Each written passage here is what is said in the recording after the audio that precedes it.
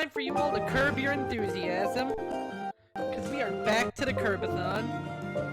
Oh, is game loud? Give me a super quick second. My bad. New software, who dis? Let me just... Gee, it'd be really nice if I could just pull up my audio mixer. Come on. Come on with that. There we go. That should be a lot better. Are you still feeling honestly attacked right now, or are you doing okay at this point? Hopefully you are, because we are just gonna roll right along to the story. I like to let these games speak for themselves, you know?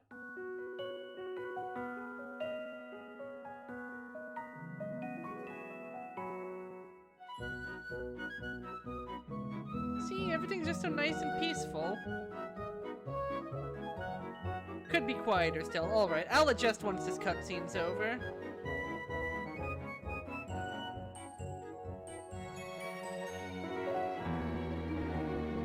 So it's an absolutely fantastic day. Nothing could possibly go wrong. Look, there's even a shooting star.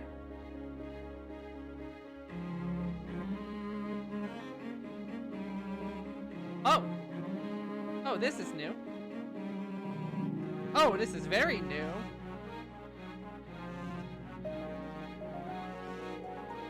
Yeah, so as you can see, Kirby's entire house is being kidnapped by vegetables. Not an ideal situation to end up in.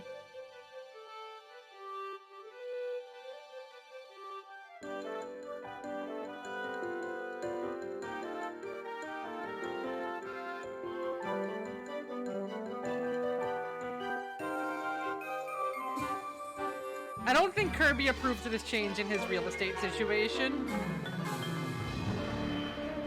I also don't think he remembers that he can fly. But, you know, he's sleepy, okay? It's hard.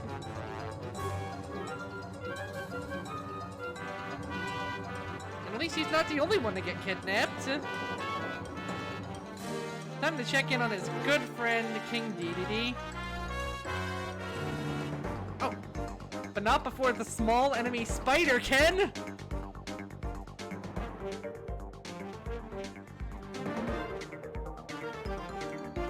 You tried, buddy. You tried. Meanwhile, Kirby Kirby, you are putting absolutely, like, no hustle. Come on, man.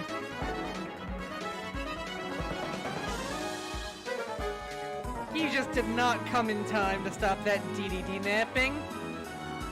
Also, I love how DDD's castle always looks upset when it gets busted up. Like, they have just kept that detail immaculately consistent. Let me just adjust that sound setting just for you.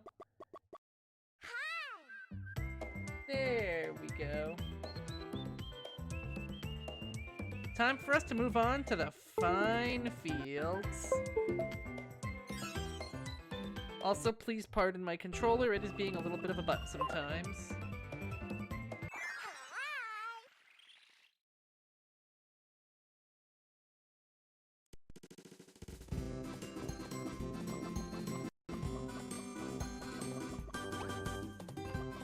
So as you can see, if you remember from when we played Kirby's Return to Dreamland, this game is very much in the same vein. Only it's on the Nintendo 3DS.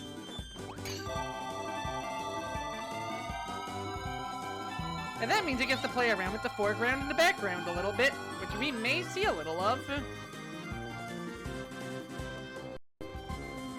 I believe compared to Returns to Dreamland, this game's a little shorter overall.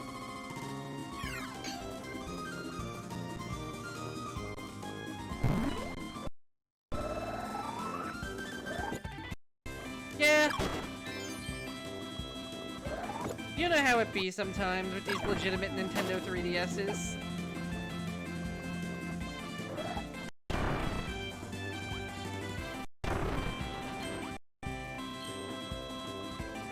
This game really do just be stuttering up a storm, doesn't it?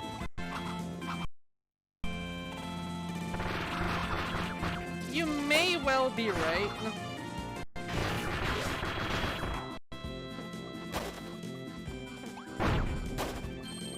It worked pretty fine on test runs. You know what? I'm going to call up the BRB screen.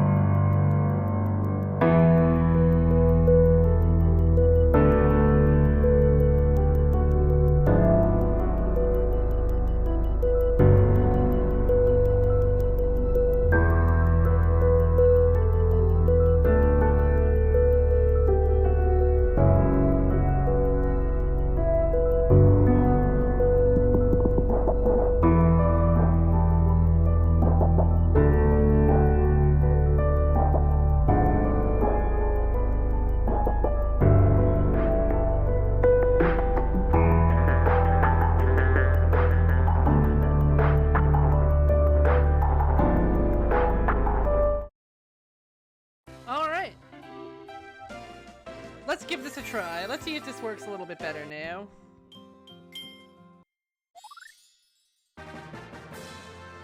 Also, hey, we unlocked a cutscene viewer. Neat. Yeah, don't worry, it does that sometimes. You know this guy takes a little while.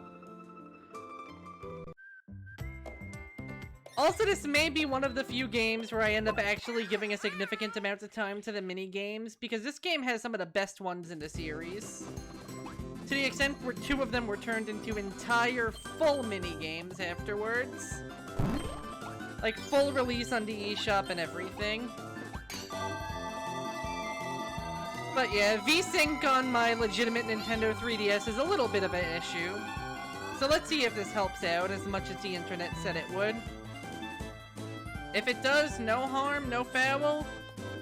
Kirbo is back. Yeah, this is immediately a massive improvement. I don't know why it defaults to putting a setting that doesn't work properly on.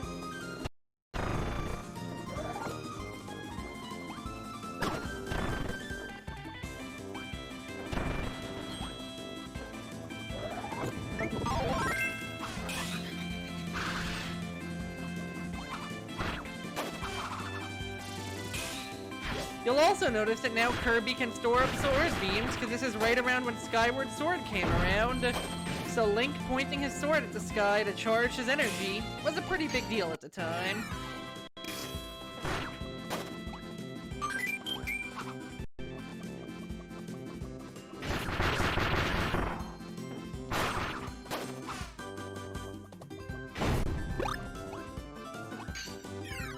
It really is kind of amusing just how directly the sword ability has always been a riff on Link specifically. Oh.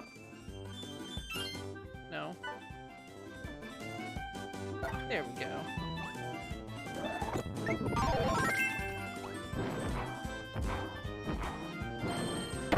I love how that section exists like near entirely so that you can learn that that gets you moving up walls.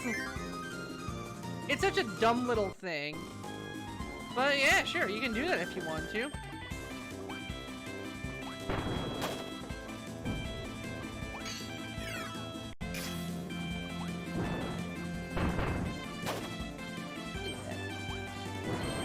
So how is your day going, by the way?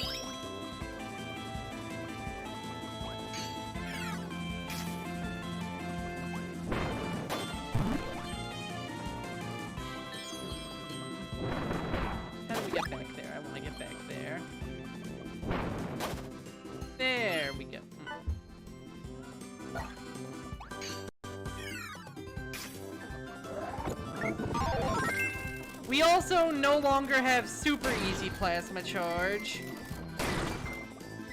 It's easier to charge than it was in Superstar still, but we no longer just have the brain dead, shake the Wiimote, stand still method. Yeah, these things happen sometimes, you know? Sometimes life just kind of catches you off guard. End up sleeping in a little longer than you'd hoped. You know what? You work hard, and you deserve a rest. Don't forget that, okay? And hey, sounds like you are hard at work now, so keep it up. Hey, come on, it's literally my job to say nice things here. Oh? Oh, we're getting our first run-in with a little new power of ours. Welcome to Hypernova, Kirby. If super abilities were Kirby's copy abilities taken to their logical conclusion, Hypernova is his inhale taken to its logical conclusion. Some people find it super charming, some people find it a little clunky. Honestly, I'm mixed on it. I think if you're replaying the levels, it's probably a little tiring. But much like super abilities, the first time you go through, it is a blast. And unlike super abilities, this guy lasts for a while.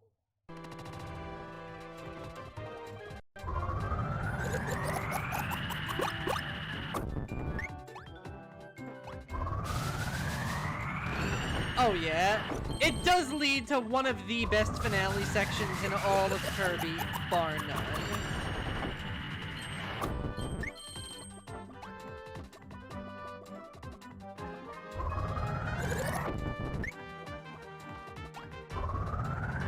It also introduces small puzzle-solving elements. Okay, I'm sure this is supposed to be something hyper-notable. Okay, no, now I see, now I see. And now that I can stand in a stable position, boom! The power of the sun in the palm of my hand. I do love that stuff that's traditionally in the background, like those little wedgie thingies. Now you can interact with them.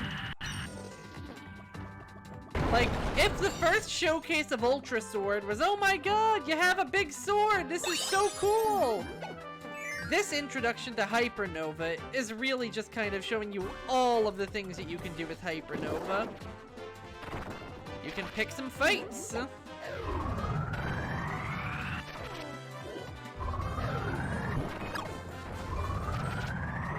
Hello, Riri, welcome aboard. Those little, like, doohickey things? Yeah, you're right. I legitimately have never heard them. Oh, he finessed me. They literally called it those things. They literally called it those things. I can't amazing.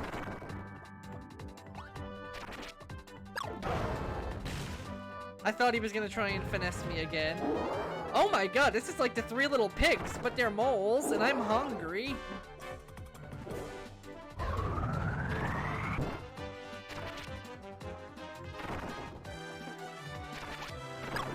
Oh! Oh, he didn't even finesse me, he's just fast. Yes, this one's purple. I know that mere fact makes you incredibly happy. You gotta be ready to play whack-a-mole with these guys, and ooh. That last house was just one size too big. Yeah, I'm Goldilocks. Take that, hillbilly weasel. Ever since Mario Strikers Charged just inexplicably gave Monty Mole a banjo music for his, like, character theme, I've just always called him Hillbilly Weasel. It just amuses me. What if it was purple is indeed a wonderful game? Because it means more things are purple. Also, meet this game's collectible. Keychains. A bunch of 8-bit sprites celebrating a lot of Kirby's previous history. And they are random drops. If we don't get 100% in this game, there why. Because I am not grinding the entire keychain library. I mean it this time. Whenever I said I'm not doing this stuff for the arena, no, I was always gonna do that stuff for the arena. But this is something even beyond my fortitude.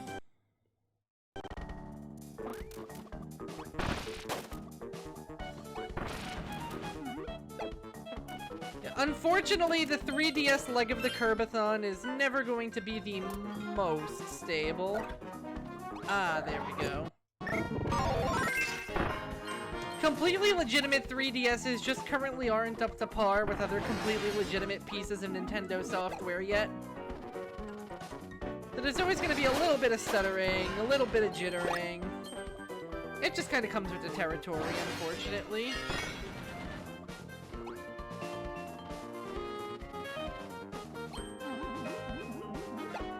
Yes, I mean hardware.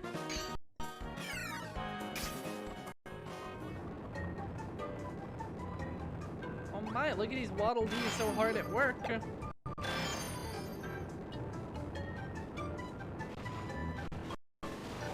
Better rain on their parade!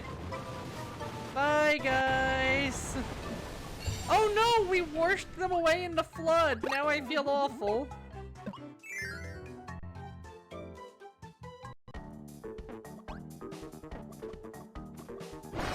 Here's an interesting section where we get the chance to go between 3D and 2D. We can can try and use it to triangulate, say, how to get our hands over to this block. Huh? My cursor was hidden. Or at least I thought it was hidden. Yeah, I'm not seeing my cursor.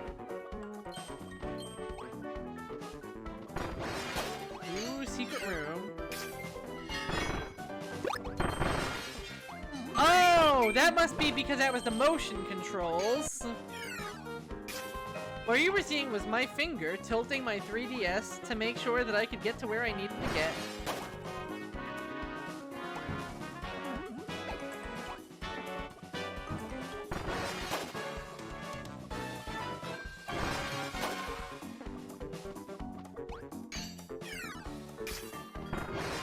Oh, I can just punch these.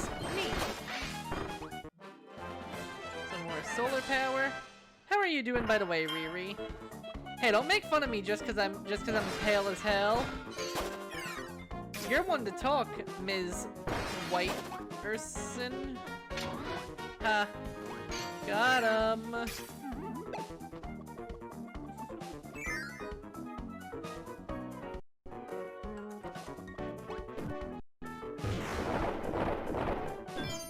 Alright, Riri is jamming. Good to know.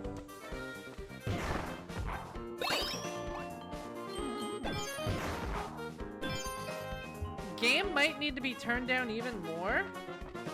Damn, this must be like the loudest game I've played. Because I have this at my usual volume of approximately 30.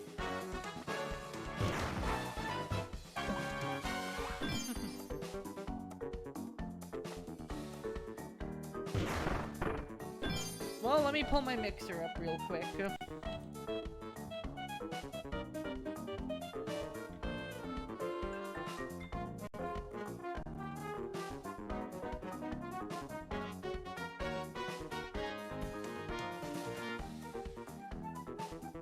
There we go. Is this better, guys? Is this better?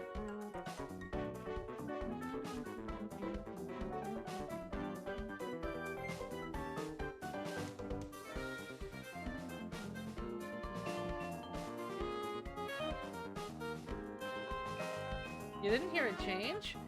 I turned it down by a whole 5 degrees. Okay, let me try it again. There's that better?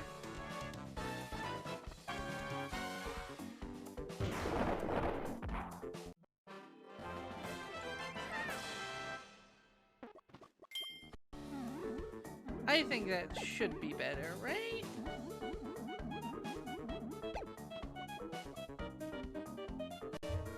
The game is a lot quieter on my end now, but okay.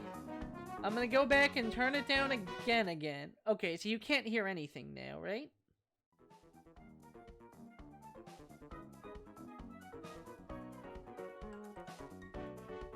Is this better?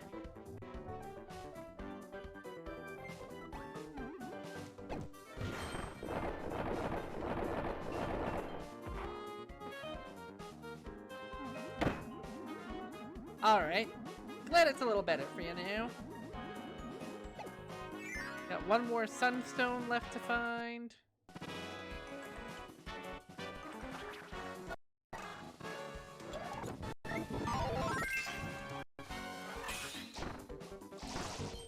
I may definitely need to... It's weird because it felt like we fixed some of the stuttering.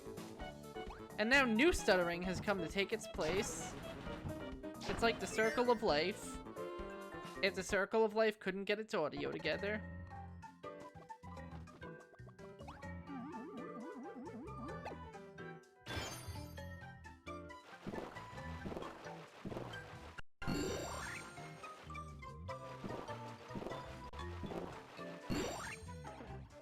Let me give it a little peek. The shader catch creation stutter. Oh. So does that mean I just kind of grin and bear it until an area appears for the first time?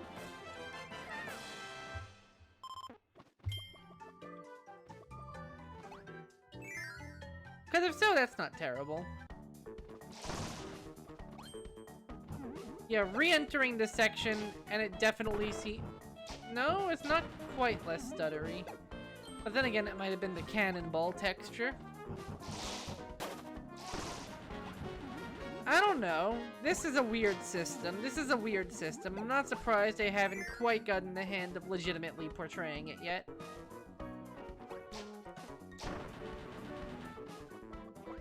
Oh! It's Bandana D! Hell yeah, buddy. No, Bandana D, I'm not going on Street Pass. I love you, buddy, but this ain't Japan. Literally nobody uses it here.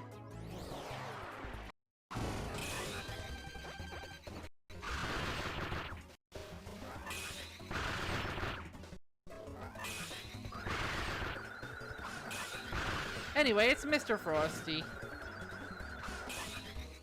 Maybe the most free fight in the entire franchise.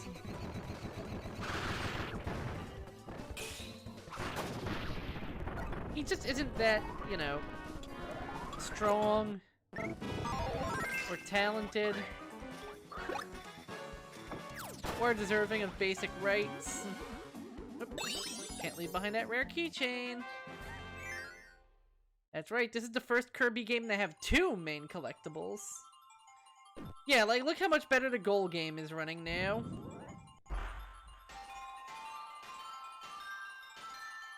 Now that it's processed those textures for the first time. But the UFO, for example, he's new. That really is such an interesting thing.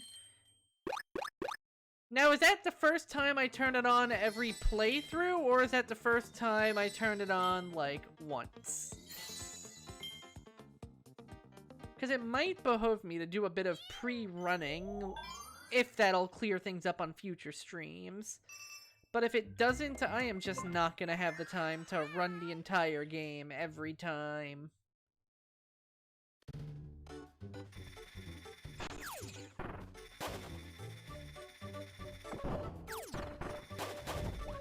And it is a bit of a trouble when you have a game with as much variety as Kirby, where you are not going to be seeing the same environments twice.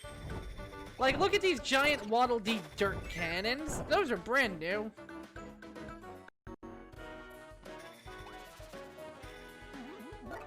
There is just no such thing as one and done in this game.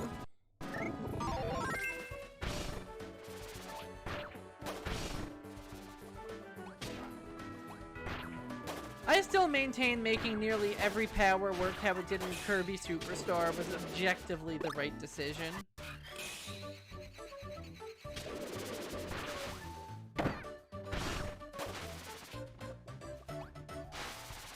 Like, it's just such a fun format.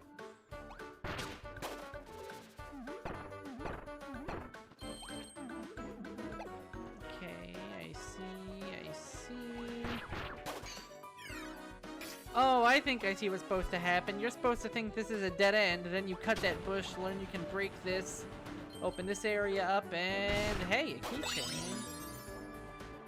Then you can just warp right on back down there at your leisure. The 2-planed level design actually works really well for Kirby.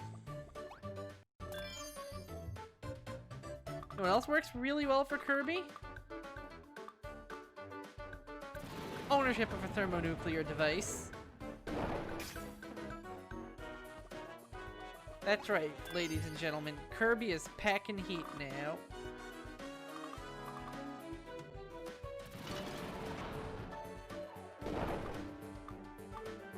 And let me tell ya, tilting these motion controls just ain't easy. But we did it, we got all the sunstones. Oh my god, Kirby, that Waddle Dee was doing nothing to you! You didn't need to just run him over like Grandma! I wonder if even now that nobody watches cable anymore, Cartoon Network still just marathons that crud. What an inexplicable movie.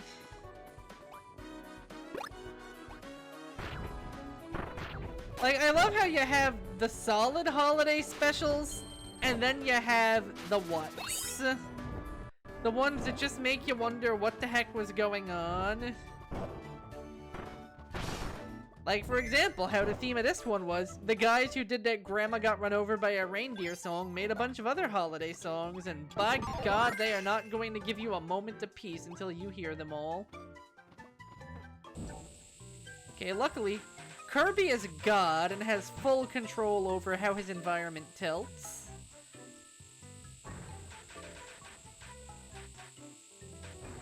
Like, at least with the... Oh. I am a fool.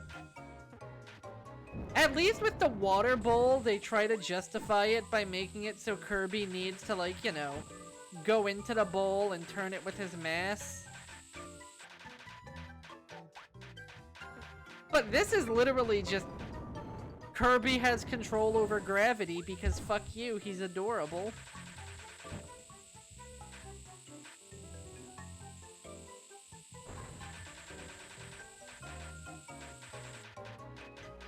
I missed. The motion controls are not exactly what we in this household would call easy.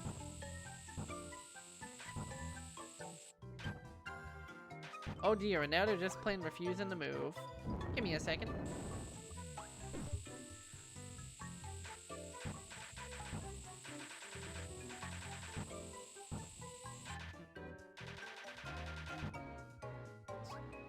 That's true, I really do have to reset my tilt. I forgot there was a button for that. There we go.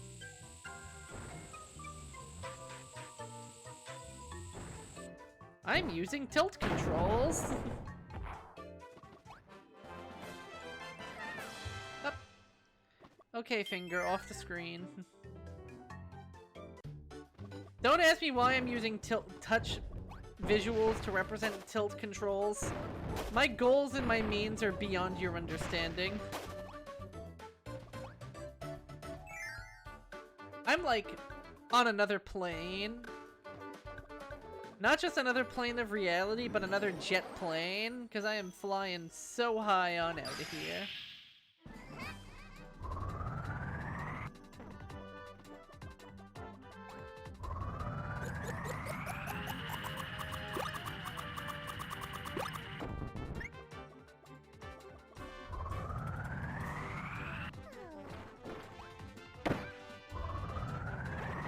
Interesting defense strategy there.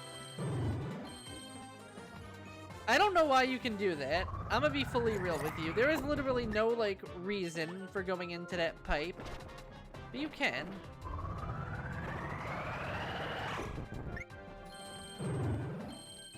Look, see, there is nothing to be accomplished here. Except for maybe luring this man's butt out of the hiding spot. Which, I mean, right on. I'm all for that, you know? I support exposed butt. Vigorously.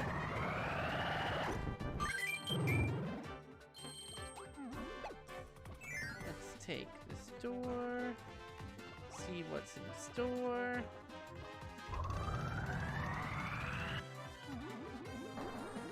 Oh, I'm not gonna be able to get enough force like this. But if, say, I'm able to stand back a little, wind this up till it shines, boom! Honestly, these are very simple puzzles, but they're fun. And there is something a little bit cute and interesting about seeing the physics of Kirby's Inhale being explored, you know? Like, usually whenever the subject of mechanics in a Kirby game comes up, it's something like, say, elements. You see hella elements in the Kirby games. There's always something about, oh, you need this power that does this thing to this environmental object. So actually having instead just an exploration of what it means to be inhaling stuff is pretty cool, even if the sections are a little long.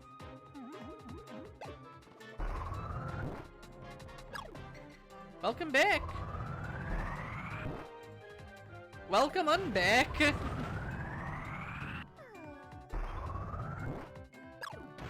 Boom. Oh, this one's gonna rotate fast. Oh, this one's not gonna rotate at all.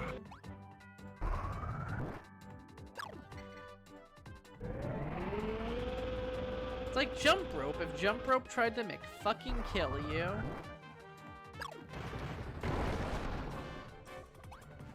Now there's an idea.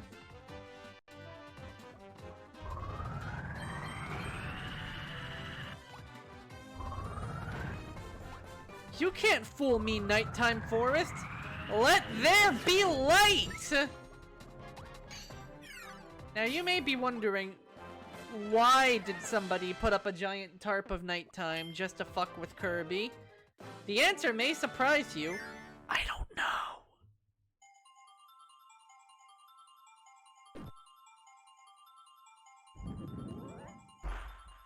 How far did we go? Can we get much higher? Oh, almost.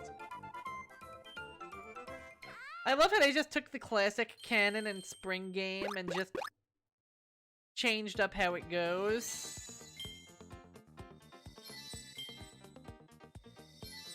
You may remember a bunch of these enemies from past Kirbathons, except the ones from Kirby's Mass Attack, because we did not play spin-offs on here. Speaking of spin-offs, oh boy, is there almost no agreement as to whether Kirby's Epic Yarn counts as a mainline or a spin-off.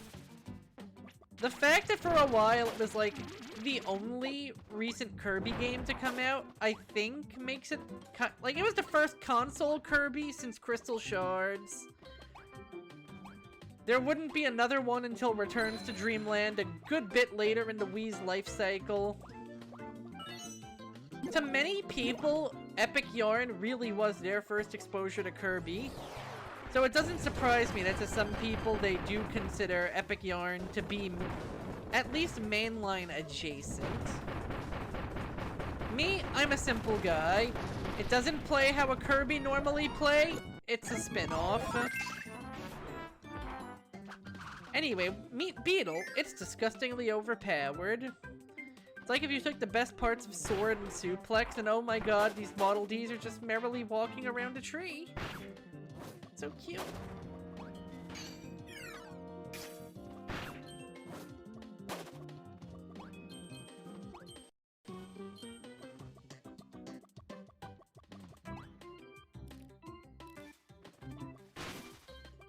Now, if you want my absolutely scorching take, Kirby's Epic Yarn is not a Kirby game at all. Kirby's Epic Yarn is a Yoshi game.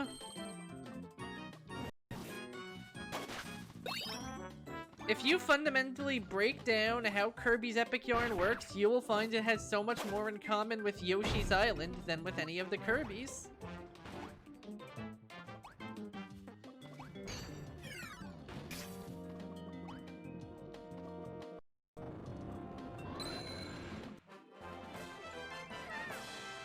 Now, I realize I might be making a lot of enemies here, but let me explain.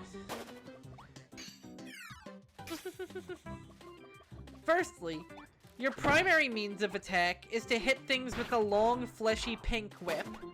If you do so, you can turn what you hit into a round object that you can then proceed to use as a throwing weapon. You are completely invincible. The only thing in the world that can give you pause is something precious to you being lost when you are hit. For Yoshi, it's a baby. For Kirby, it's money. Because clearly Kirby has decided to choose to live the dink lifestyle.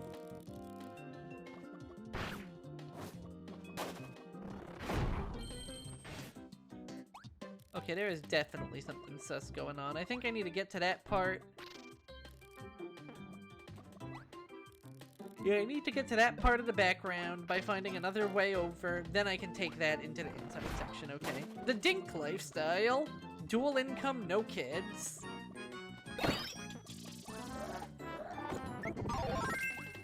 Common term for married couples that just don't want to take that next step. I believe it's also what Mr. Dink from Doug was named after. But at the same time, I'm not 100% sure. Wow, I'm actually stumped. I do not know where to go from here.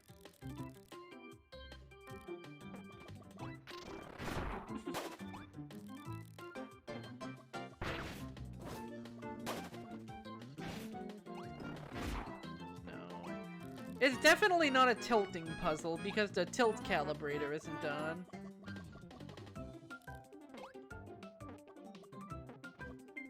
There's nothing down there, nothing up here. I might be overcomplicating it, honestly. I might just have to go through this door and then come back through here at another time. Let's try it. Ooh, here's a test of your depth perception.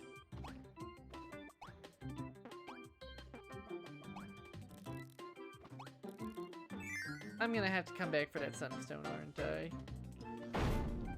Nope, it really was just going back and forth. Okay, neat.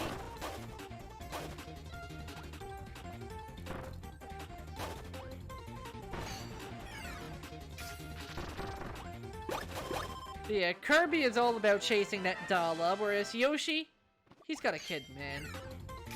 But beyond that, you don't have Kirby's usual fly. What you instead have is the ability to go into a hovering state to extend your jump slightly. Instead of his inhale, as I mentioned, you have that long, fleshy, pink projectile that you can use to convert enemies into orbs. There are various items you can find through the game that will transform you into some sort of vehicle, which you use to either do a basic puzzle-solving section or just go very fast. And then when you get to the end of a level, you get an extra chance to rack up some more items based on a big old roulette wheel that you spin at the end of the level, proportional to how many pickups you've already found. Kirby's Epic Yarn is a Yoshi's Island game. No, I will not explain myself any further because I just wrote a goddamn thesis on it. I'm the head of this discussion table, and you will acknowledge me. God damn it, why do I keep making Roman Reigns jokes? Nobody's gonna get that.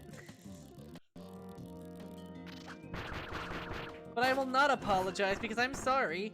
Acknowledge Me has to be one of the funniest. Yes, that's true, it used to be about Prince Fluff. And then they were like, wait, he looks like Kirby. Make him Kirby. And you know what? It went so much better than when Rare tried that with Star Fox Adventures.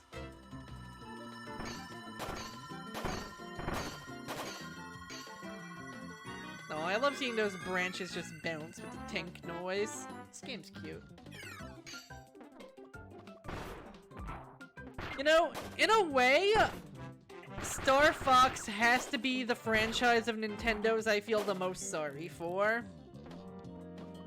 Like, F-Zero is dead and it's a shame. I'm not going to pretend the F-Zero fans do not have it really hard. But you know what? At least F-Zero died as itself. Star Fox is a franchise that has had one game. And by virtue of having that one game... Mech Gag. I thought it said Mech Greg for a second. Yeah, Star Fox is a franchise that does not know what it wants to be, and it fundamentally has one identity, and that identity is Star Fox 64. It had this middle era full of experimentation and weird choices that weren't that popular. And then it had the Star Fox 64 remake, and everyone was really happy about that. Then it had Star Fox Zero releasing on the Wii U, and everyone was like, wait a minute, this is just Star Fox 64 again. It's not good. Like, they have yet to clear the bar of make a game like the last game. 1 second, sorry.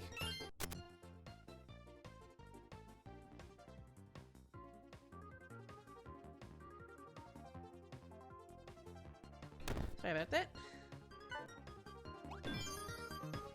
Yeah, the thing about the Star Fox franchise is that it feels like it peaked at 64. They tried to make a new spin on it, and the new spins didn't take. Then they tried to just do Star Fox 64 again, and that didn't take because it turns out they didn't do it as good as Star Fox 64 did. So it's just this franchise that's kind of just bereft of all identity besides one pretty good Nintendo 64 game in a market where that genre of game just kind of doesn't grab people. Like, arcadey score attack style games just really don't have the traction they used to, you know?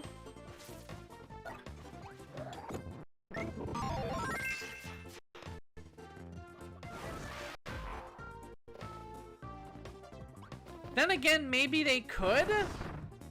Oh my god, look at that look at that little German Waddle Dee lumberjack. Look how happy he is. Life is beautiful. No, not the poop, brother.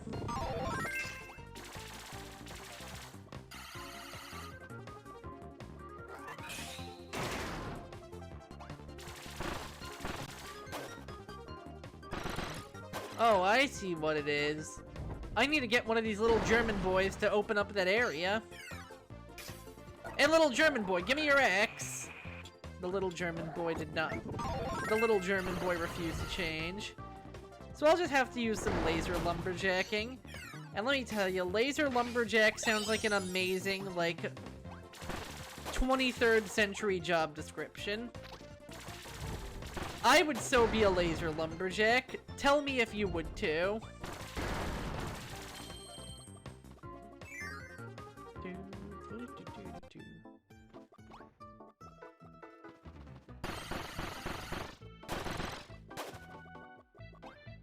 And you know what? I almost can't blame Nintendo for just going back to the well of it's Star Fox 64 again.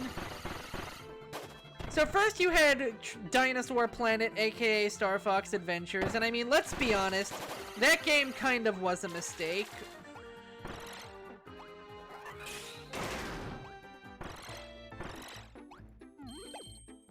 Like, not only was it just not great, but it also just did not fit Fox. About the only thing that it really added of significant, like, heft to the series was Crystal.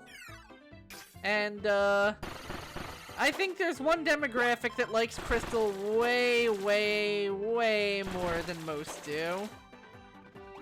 I'm sorry, girl, but you absolutely get stuck with the Renamon treatment.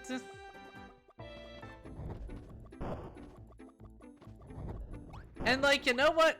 I can't even blame them. I can't even blame them because if you're someone who does enjoy that kind of content and they hand you a character design like that, like, there are absolutely cases where I think that kind of thing is forced. Crystal? No, they were blatantly fishing for it.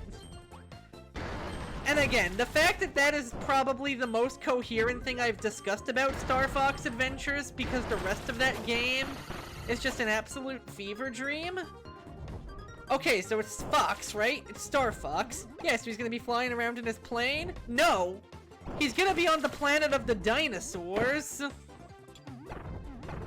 And, like, there are absolutely ways you could do that while leaning into the whole kind of pulpy sci-fi aesthetic.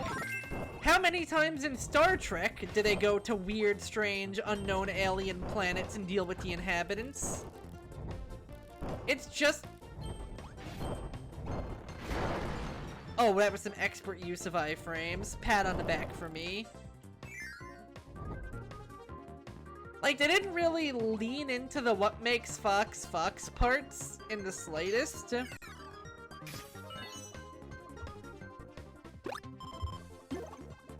And instead they just kind of drop Andross in at the last moment, and I think they had like maybe 2 or 3 token R-Wing sections. It was kind of a mistake.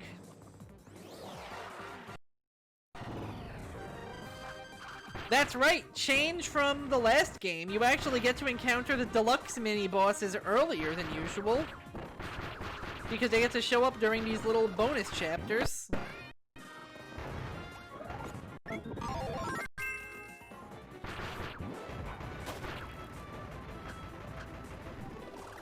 Yeah, Star Fox Assault felt like it tried to modernize Star Fox by basically taking cues from a lot of the sci-fi games of the era. You have some more third-person shooter-style content brought into the fold. You have a lot more of a story focus. Instead of having Andros again, you have this new race of aliens that, let's be honest, the Aperoids totally were kind of a riff on stuff like the Flood, the Borg, all those sorts of like, maybe even some cues from the Zerg, all those sorts of we are going to assimilate you now aliens, you know? Star Fox Assault was very much like, how do we update our sci-fi franchise? Let's bring it along more in line with those sci-fi franchises. So they tried that, and I think people were still kind of lukewarm on it. Honestly, it's a game that, now that... it's a game I would like to revisit. All I've done was, like, play the multiplayer a little with friends at one of their houses. But I've never, like, played it myself or dove a ton into the campaign. Considering that the next time I go back to a GameCube game I haven't played before, it's going to be Zelda Wind Waker, I might as well extend it further, keep exploring GameCube games I haven't played before, and do Star Fox Assault after. I have legitimately never had interest in playing a Star Fox game until I started getting on this ramble, and now I'm just like, hey, you know, that could be fun for a few moments.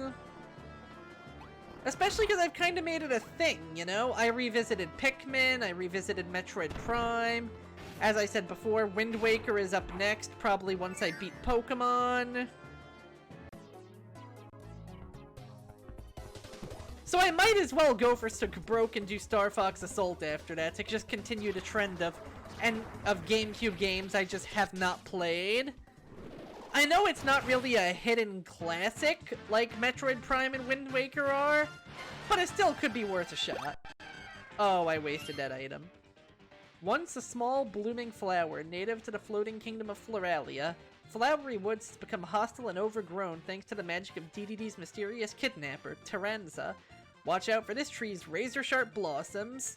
This was what I was expecting from Returns to Dreamland, where every boss has like 5 different pieces of hidden flavor text in the pause screen. Anyway, you might notice Flowery Woods seems pretty similar to Wispy Woods so far, except with pollen instead of apples. I say so far, because he's got a face too, and he gets a little bit creative with it. Look at him using the background. I can't hit him like this. And hitting these back does nothing either. Here's where we gotta get him. When he lashes out his vines.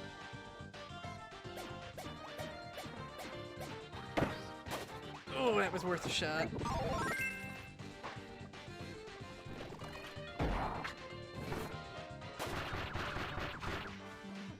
Yeah, so anyway, where was I? Right, Star Fox Assault tries to bring it a lot more in line with other franchises. Oh, there's those razor-sharp blooms! Like, more on foot sections, full-on, like, shooter-based multiplayer.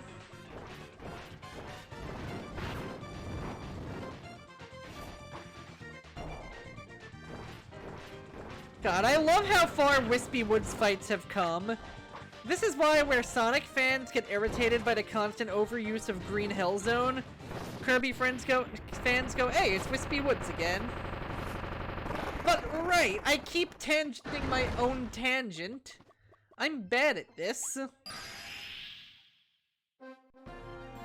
So then you have Star Fox Command, which almost feels like, okay, we're gonna try to modernize this by looking at what went right with Star Fox.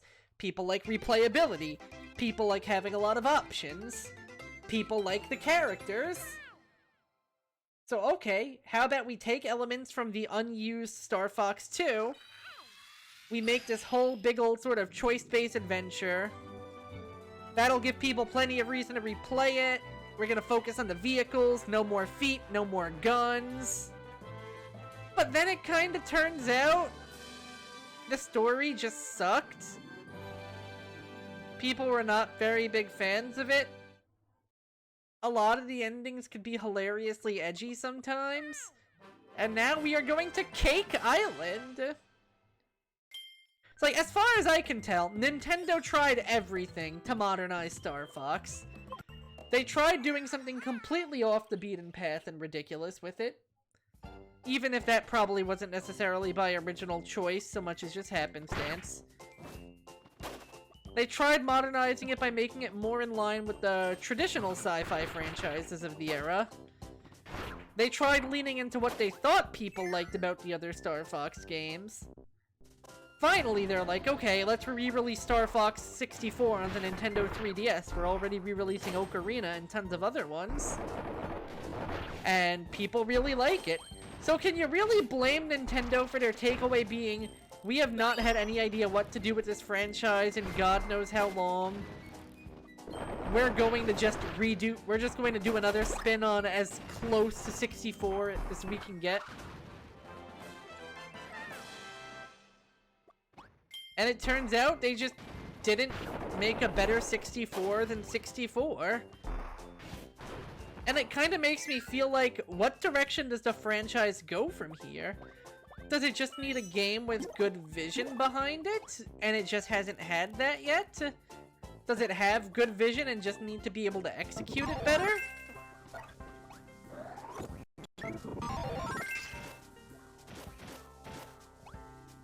Or is it really just kind of a one-trick pony of a franchise, an arcade space shooter that's already been perfected on the first try?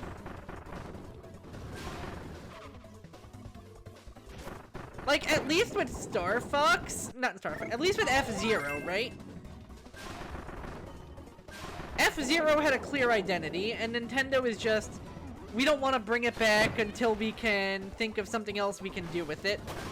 I personally feel like the answer to that would be incredibly clear. Just make for those games like Burnout Paradise or Forza Horizon where you just have like almost sort of an open world car builder and racer. And just put a Captain Falcon coat of paint on that. People would, I think, love doing little micro challenges in their rides, running around Mute City and Falcon punching people on foot. And then, hey, you have all the racy bits still just totally there for anyone who wants to just do those instead of worrying about the other stuff. Like, to me, it seems like a no-brainer. But I don't know. Do you want to respawn on me, Wheelie? I kind of want my wheels back. No? Gee, does he? I never could have figured. I'm kidding, I'm kidding. I'm being a little stinker.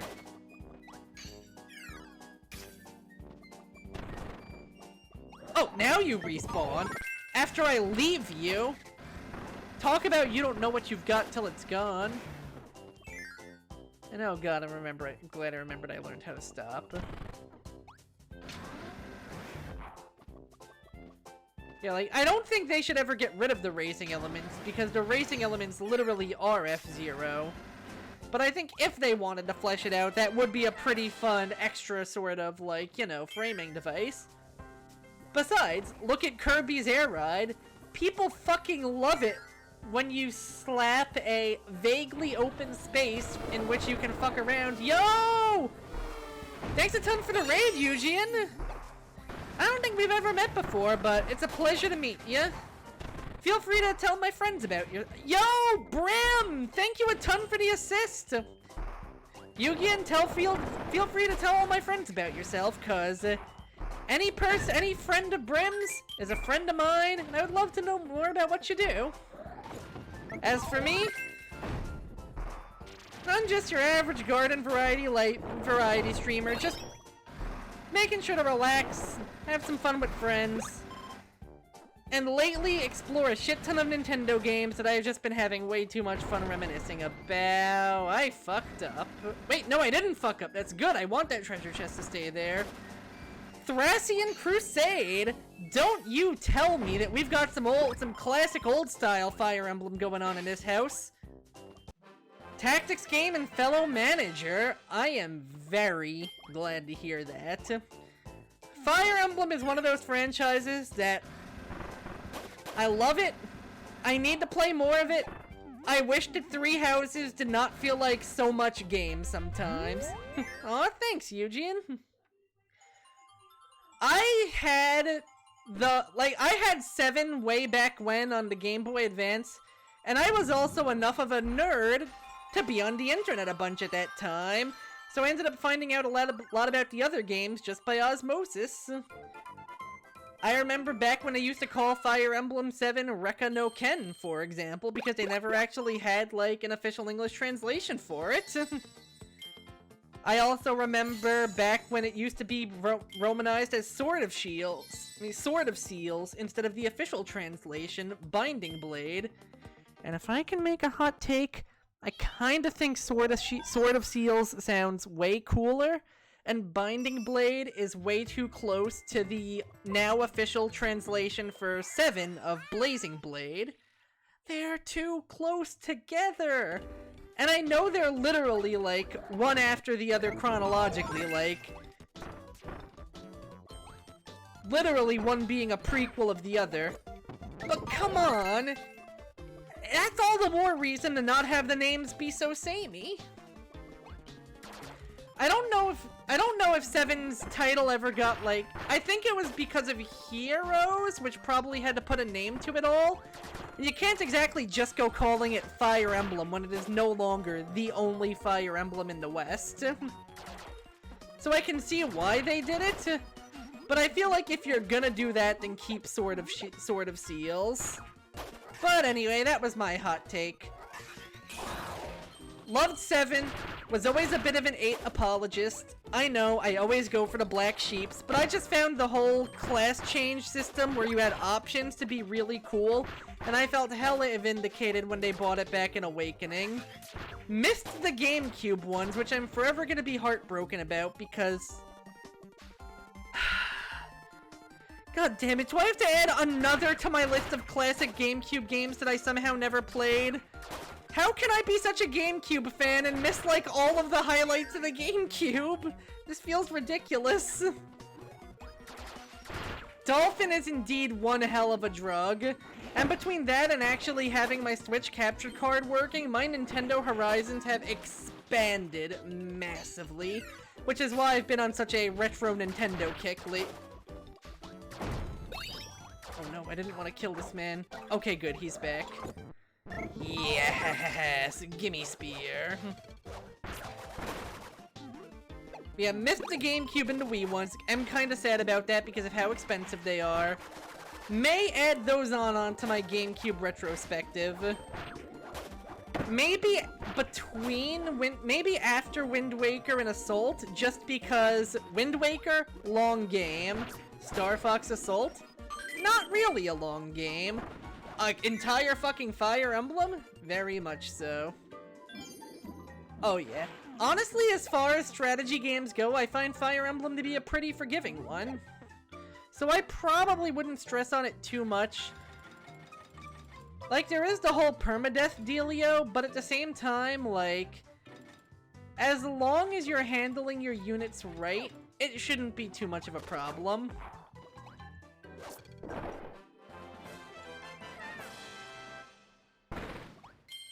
And you get a lot of opportunities to sort of express yourself through your playstyle, make things easier and harder. Like, you know how I talked about how I was terminally online back during the days where the first Fire Emblem came out? Man, people used to have wars about the right way to play that game. Never use Marcus. Using Marcus is admitting defeat.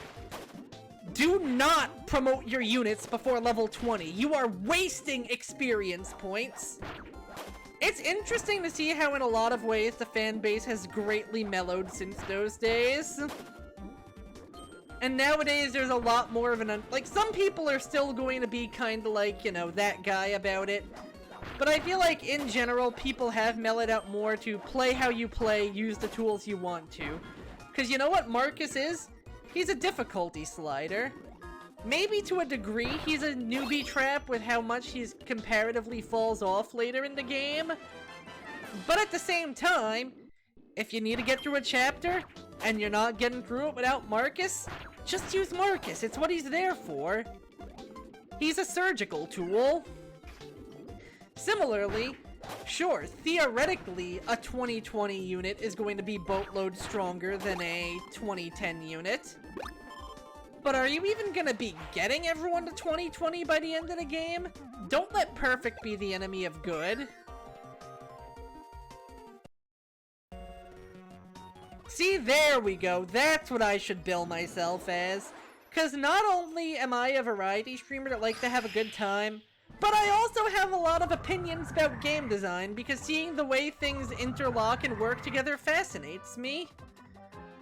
So I often find myself just looking at the choices games make and going, okay, why'd they do that? Or, okay, what brings us to here? And it's honestly just fascinating. I love it. Huh. Oh, here we go. Okay. Damn! You go, Lucian!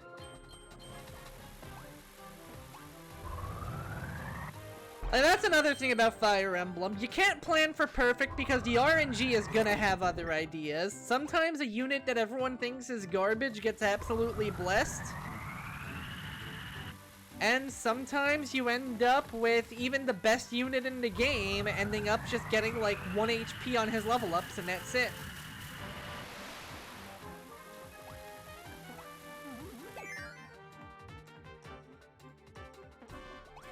Right! Before we got into this, I was talking about how I got into the various parts of the franchise. Yes, now I remember.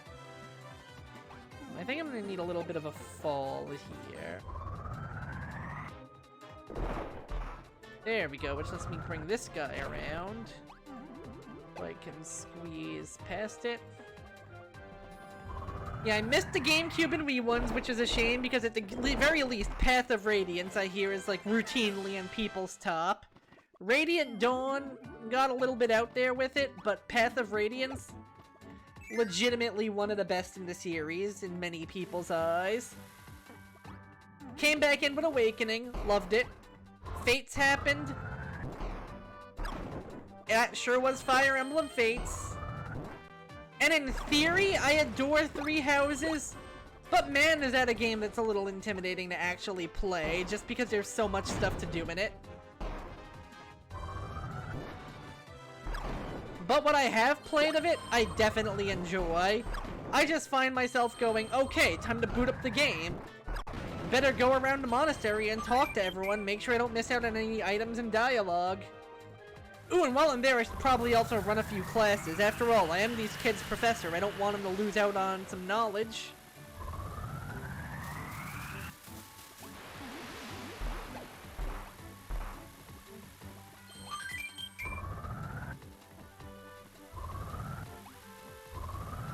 And then, oh, right! After all that Academy stuff, it's time to actually do the Fire Emblem part of Fire Emblem. How could I possibly forget? And so by the time I'm done with all that, I'm like, wow, that's a lot of game. I'm tired.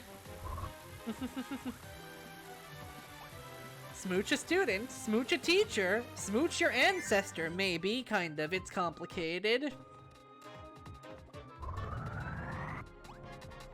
God, Three Houses really is such a game.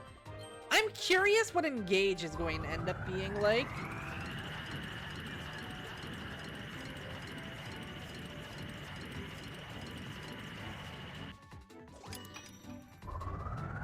Can we go further?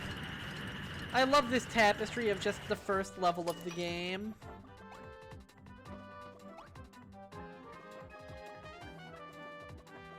And hey, it's even we got Wispy Woods.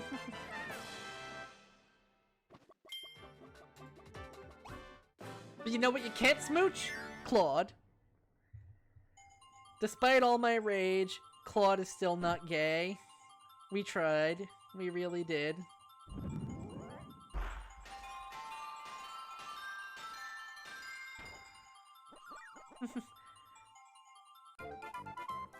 Yeah, so what kind of strategy games have you been playing lately, Eugean?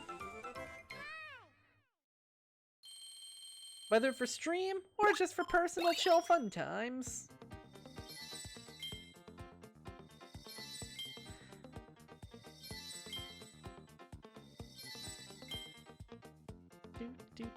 Do.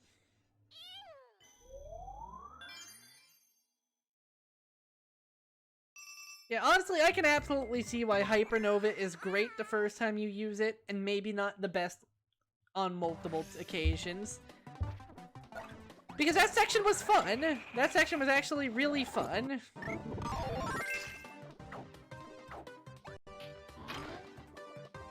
But I can absolutely see revisiting that level and being like, yeah, I get it.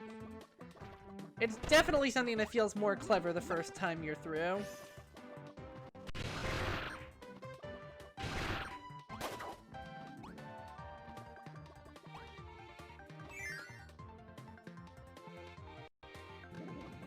God, I swear, at some point I really do need to get my endless and eternal backlog sorted out. Oh man, you guys want to see a great use of the 3DS's 3D? Boom! Smushed right in your face. It's adorable. We stand a little pink man. A poyo boyo.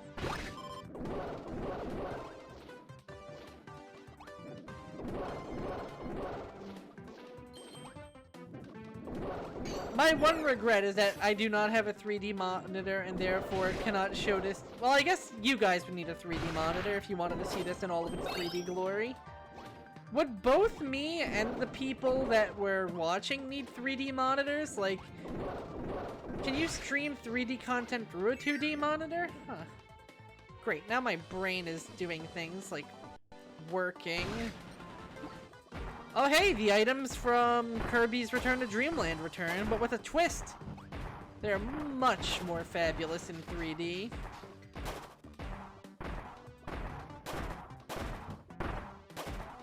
So what was once just kind of running around and auto-shooting is now one of your few means of interacting with the background, turning it into a little shooting gallery.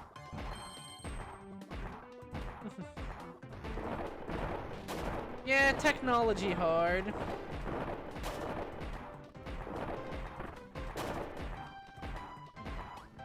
Look at those little feet kick. That's how you know. Ooh! It goes between both! That's actually really nice. No! Give me the ninja back. The feet kickies because it's going to go Kersplode. Wait, no! Oh, ninja, come back! Whatcha? Front Mission First Remake? Interesting. Refresh me a little on what the Front Mission series is like. I've heard the name, but the gameplay off the top of my head, not 100% sure on. Ooh. That sounds dope. Now I'm remembering that one mech game that had that incredibly ridiculous controller where it was like basically an entire literal mech cockpit.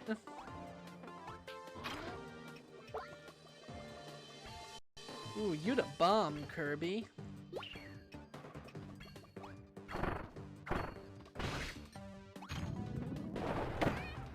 Ooh, bombs hurt, okay.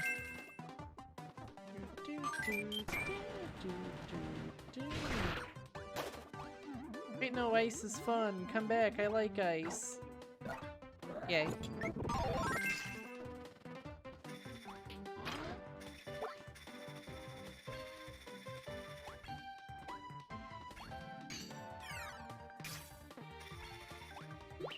Uh-oh, I'm hearing other things.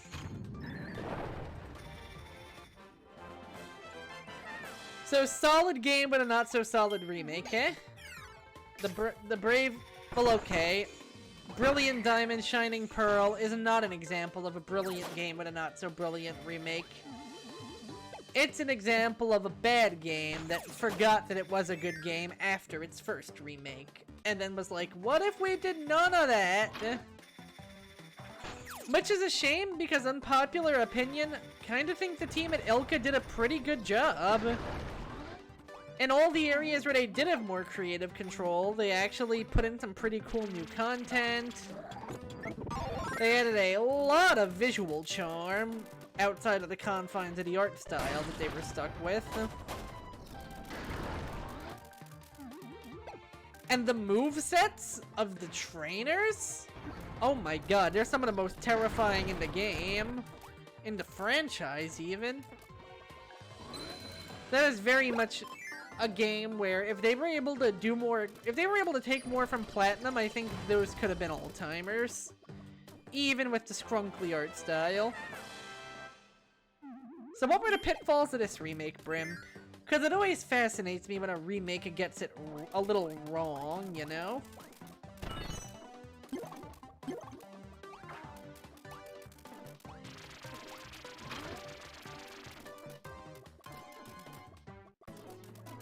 Okay, who we got? Who we got? Who we got? It's a Gigantedge, the Mr. Frosty of the new millennium. If Mr. Frosty is that boss that appeared in like every game between the release of Kirby's Nightmare and Kirby's Adventure and the more modern era, then Gigantedge is that for the modern games. Oh no! It's killer when a remake gets the art style wrong. Especially because mecha is a genre where the clunk matters. If you ever want to see how much the clunk matters in a mecha anime, think about how CGI in Japan has a god-awful reputation, right? Outside of like a few... Ooh, we got a lot of keychains. Like, outside of a few highlights, CG in Japan is always considered like, you know, it's not great, it looks awkward. Think about that. And then think about how fucking rad Zoids was. And like, that was CG before its time. There was not a lot of CGI anime back then. And yet Zoids delivered. And I think half of that was because of just the sheer level of chunk they put into it.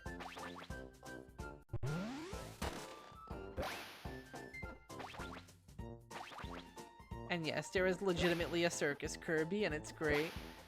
So what's the defense bug? Audio bug, I'm guessing pretty self-explanatory. But what happened with the defense calculations?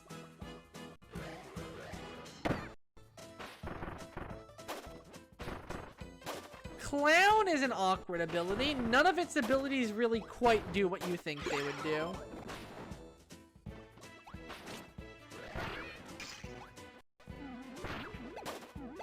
That's it, this music, banger.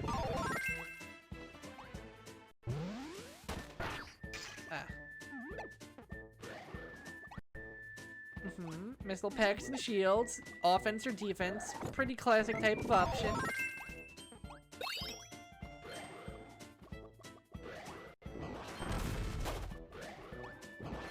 Are you gonna tell me that the defense stat on the shoulders ended up going onto the missile pads instead? Now, who wants to bet this door is fake? Knew it! At least unlike the ones in other games, you can dodge those.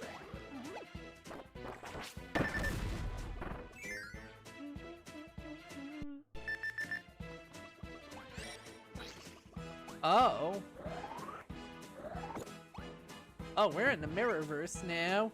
As you can see, enemies in the mirror might be closer than they appear.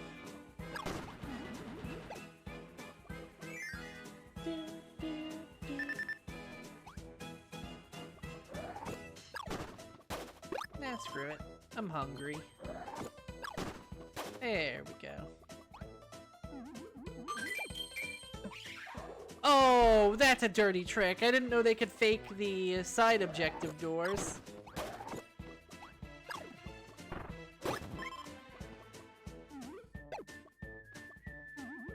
Absolutely the lowest of the low.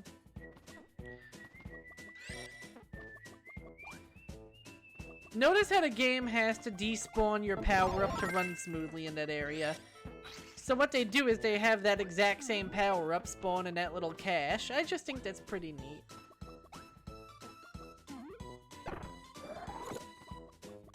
Oh wow, so my prediction wasn't actually that far off.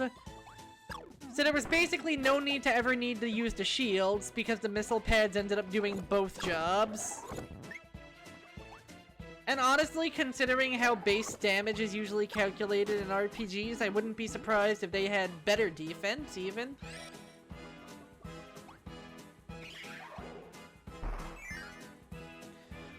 Amazing.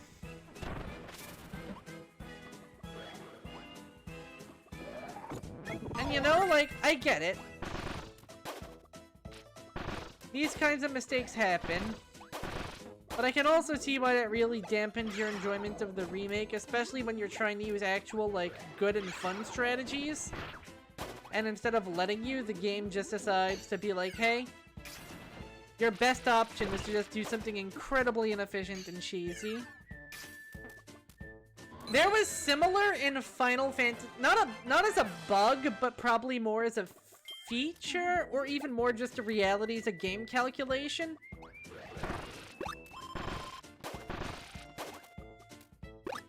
So healing magic, usually you're going to need, the way Final Fantasy X calculated it, healing magic, hold on, let me think, hard to focus. Ooh, ninja, what's in the corner? Metal, nice.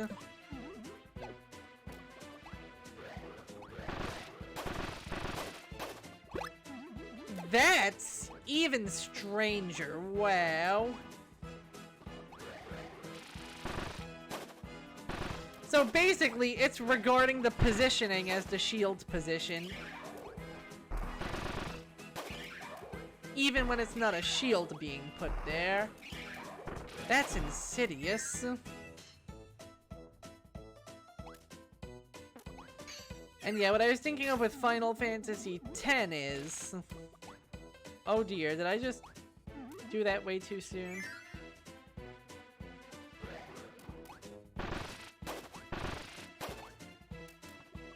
Knew it!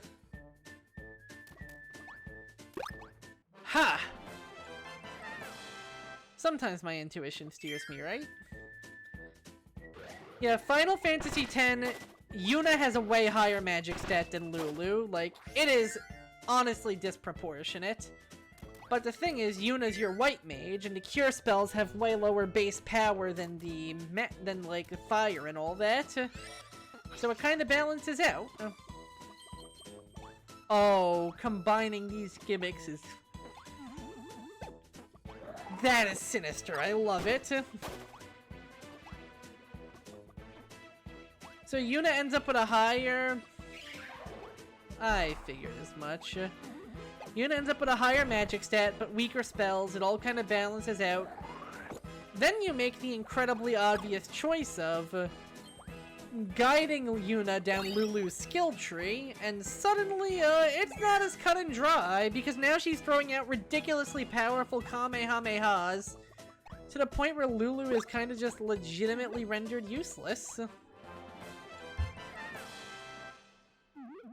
And if you know what you're doing, and I think if you're using the expert sphere grid it's a little easier, you can get there fast. My friend and I couldn't pull it off until like near the end game, but once we did, we were like, yeah, Yuna has just become disgustingly OP. And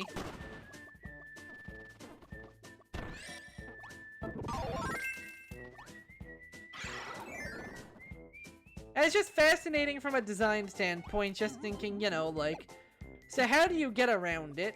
How do you make, whatchamacallit?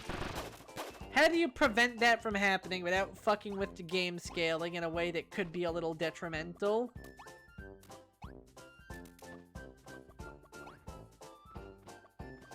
That's not really a bug, that's really more just like a side effect. If we want bugs involving defense, there's one game I don't remember the name of, but I know it has an infamous bug about an item called the Saw. The Saw is supposed to kill anything with, I think, a defense stat lower than your attack stat. Guess what bug they made? Go ahead, just try and guess.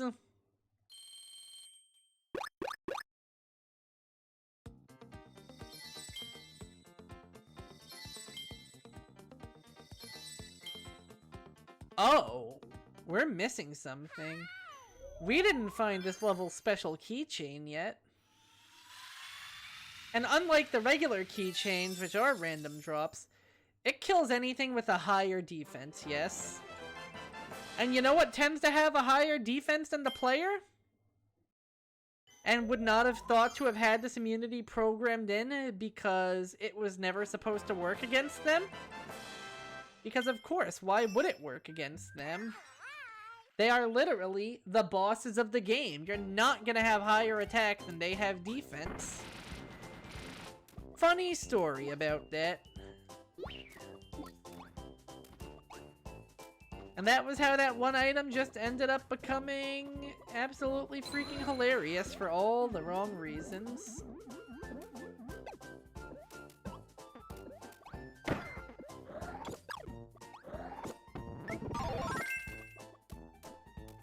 Man, this carnival low-key looks abandoned. Whatever these clowns squatting here are doing, I don't think it's performing, you know, clown routines. Or routine maintenance, for that matter.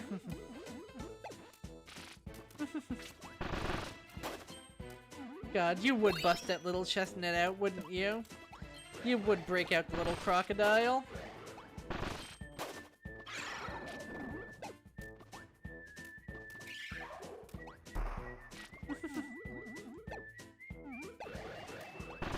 By the way, shit, let me do something before his name scrolls away in chat. Yugi and Bushido. Followed. Thanks again for the raid and the follow, my man. And Brim, thanks for sending him our way. He seems like a chill dude. You know, if I do end up with time to stream on Saturday, assuming the pie building doesn't take super long or the jackboxing doesn't stretch all the way into the weeest hours of the night, I might finally try to screw my head back on and pick up a manager mentality again. If not tomorrow, then sometime soon. Cause lately I have been able to try and get at least 3 streams a week going. And that was my main condition for getting that going again, you know? I just gotta put my head in the game and go, okay, you just drafted like 2 Aleph level abnormalities in a single night. Get ready to handle them.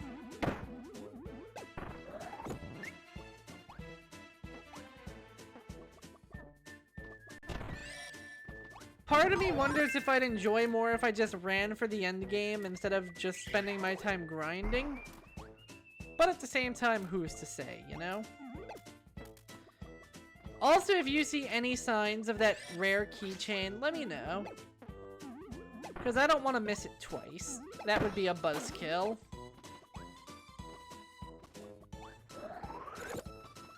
Checking the foreground and the background of these mirror sections. But I'm not seeing it, at least on this one.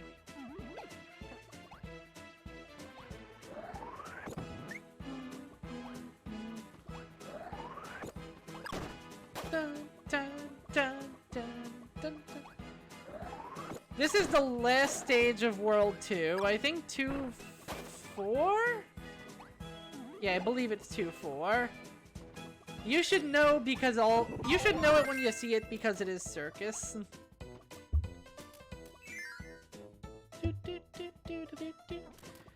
Also, can we talk about how we've nearly beaten 2 entire ass worlds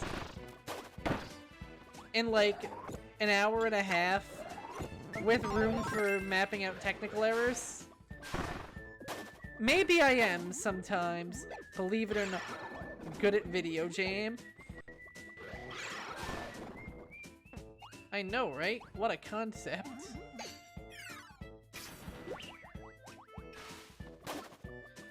Can't be through here, because that's not a drop down. That's just a Waddle Key suicide pit. Did I pass it already, or no?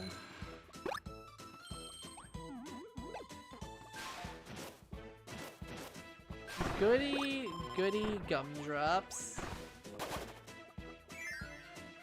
That would bum me out. Why do I feel like it's in this room with all of the doors? Or at least somewhere along those lines. No? Really? Huh?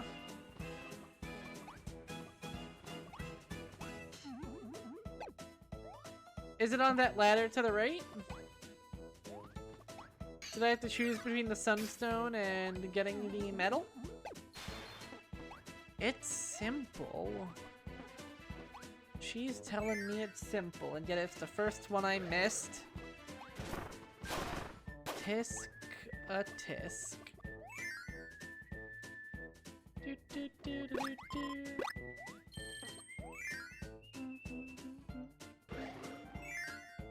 Do, do, do, do, do, do, do.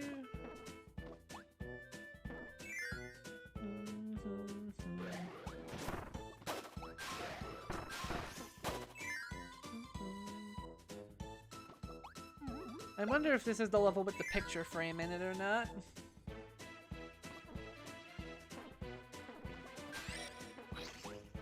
I think it is, because I think it's the only clown type level in the game, and I feel like I remember that being in a clown type level. But it could be in the EX, because that remixes rooms. I don't know.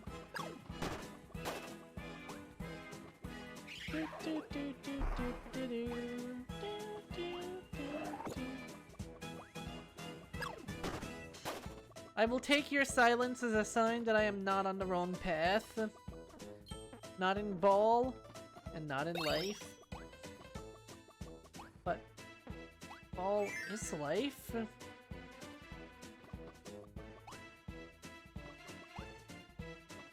I don't think I've been in this room before. Wait, no, I have. I don't remember it being so... Oh. I thought you said, "Fear not, I shall leave you astray," and I was very concerned.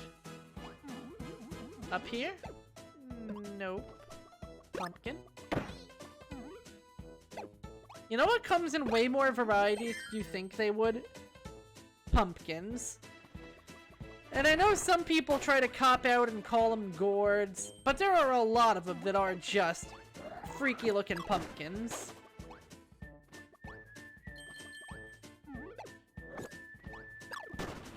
Okay, so you're not leading me astray, but are you leading me? Or is it time to lead? Not yet. Because I'm at like the end of the level. I'm at the end of the level now.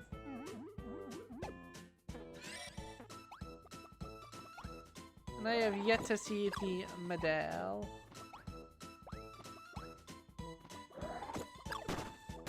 Just keep going. Go through the white door. Leave the clown house? But this is my clown house. It was made for me.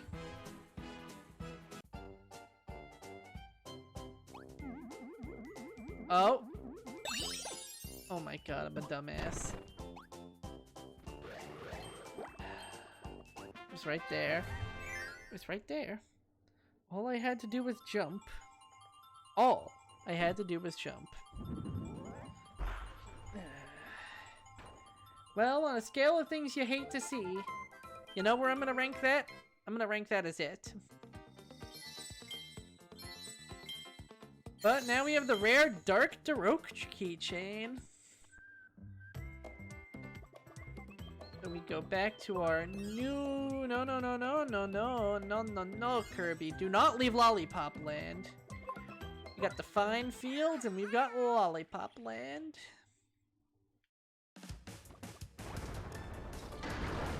What I love about these EX levels is, sure, they remix set pieces from other levels, But they do it in new ways, and they create some interesting stuff with them.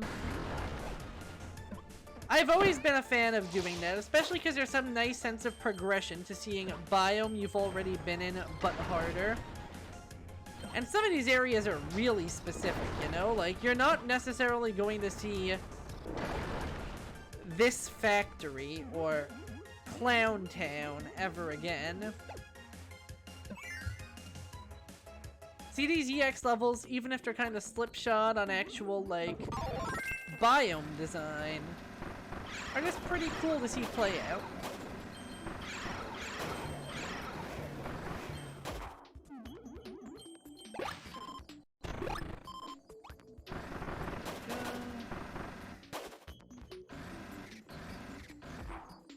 Oh, no, no, no, no.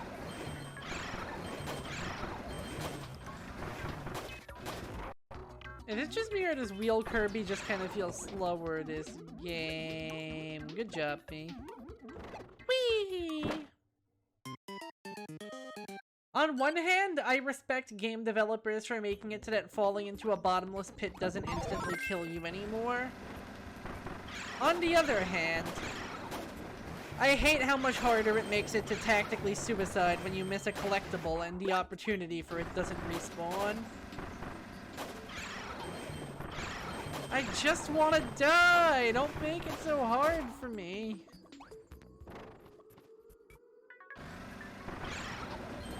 Exactly.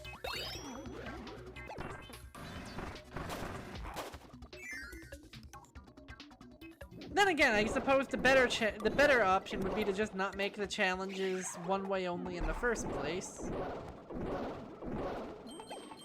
Because yeah, it's kind of cool when the game developer gives you a chance to reset what you're doing and give it another shot.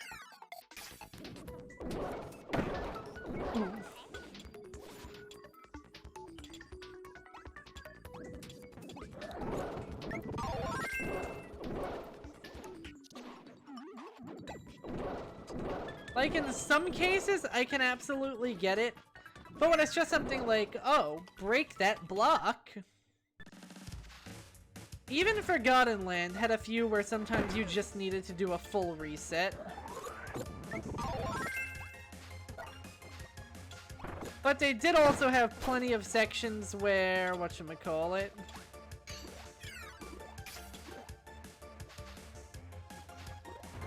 yeah, they had plenty of sections where that was the case.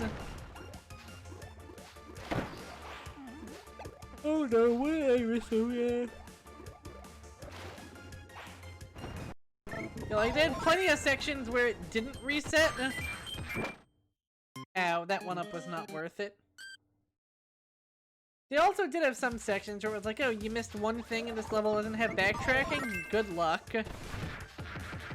However, the final world, where it tells you as soon as the world is complete, it keeps track of everything on an individual level, it lets you skip between different parts of the area. Forgo Dreams did so much right.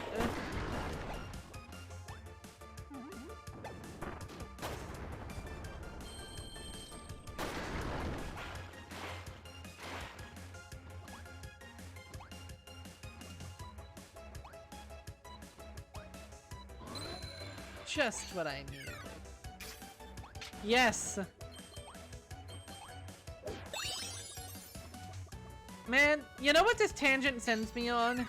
Donkey Kong 64. And how easy it would be to make that game beloved by just not being quite so stringent with the gating.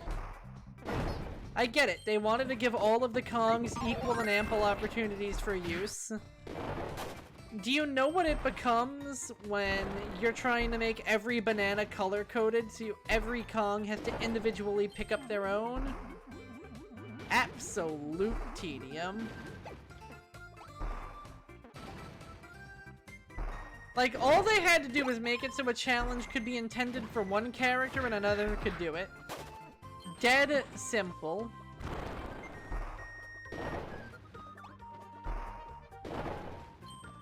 At least make that the case for the minor shit like bananas.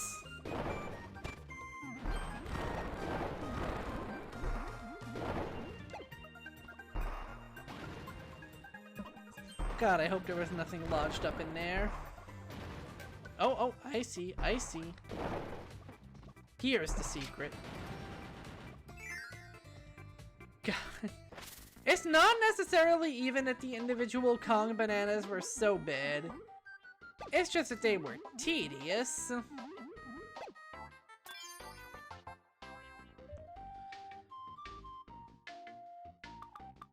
That said, yeah, freaking beaver bother.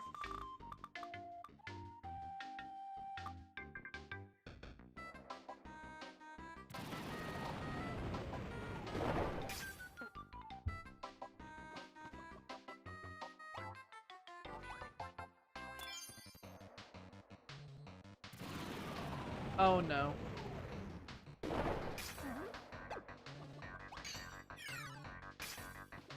Oh.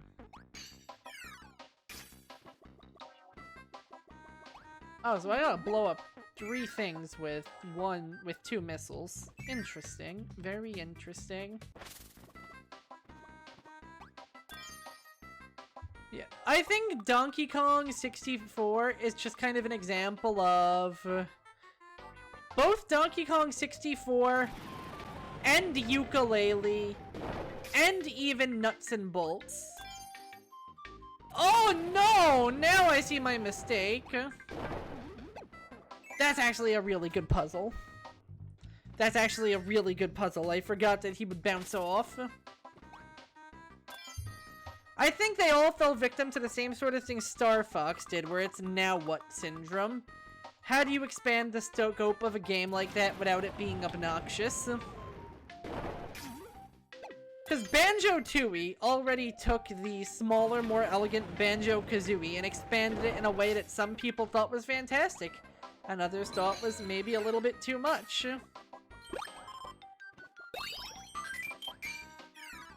Then you had Donkey Kong 64, which expanded both inwards and outwards by coming up with the whole 5 characters gimmick and making so many things for you to collect. And that was the point where it felt like even Collectathon diehards were like, oh my god, I'm tapping out, I've had enough. Please have mercy. Then you had Nuts and Bolts, which, okay, only characters. We're gonna double down, we're gonna make the areas bigger. Oh god, we made the areas too big. We're gonna have to make a way for you to get around those areas. What if we gave you a car to help you navigate these giant worlds? And that turned into an entire game based around Banjo drives a car now. That's right, it was never against the spirit of Banjo-Kazooie. It came from a game that held to the spirit of Banjo-Kazooie too damn hard, and ended up needing to calm itself down and change scope as a result. Because the developers needed to make an entire vehicle system just to help you move around a game, and then they were like, wait, I think we might be onto something with this. Sadly, the player base did not agree, but I think it could be a really fun game on its own merits if you're not looking for Banjo 3.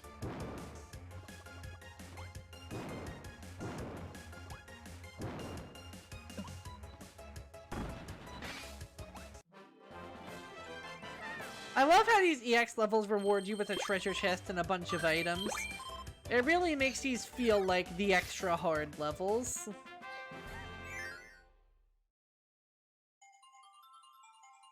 Yeah, and then Yooka-Laylee had its own issues with the whole concept.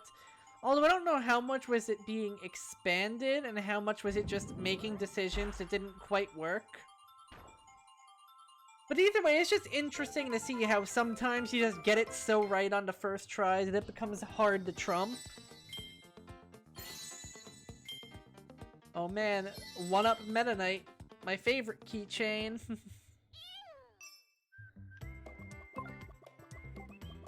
I do love this world's map music so much, just the whistly remix of Green Greens. Speaking of remixes, we're about to get a remix of a boss from one of the spin-offs, specifically Canvas Curse.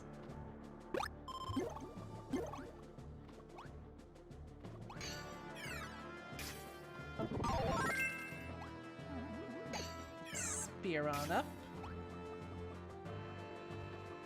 I love how startled Taranza looks by our approach every time. It's so good. Now, in a way, he's almost kind of a throwback to Kamek, with how he shows up, casts his magic to summon the boss at a level. And I like it because it gives him more personality and agency than him just being a guy, you know? There was once a painting said to depict a pair of sisters separated at birth. It slept, unnoticed, in a painter's studio for countless years before it came to life and vowed revenge on the world. That's right, meet Drossia's sister, Paintra.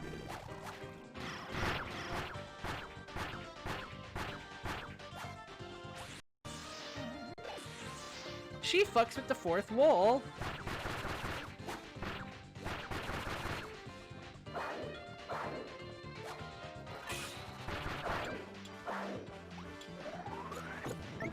That's fourth wall, brother.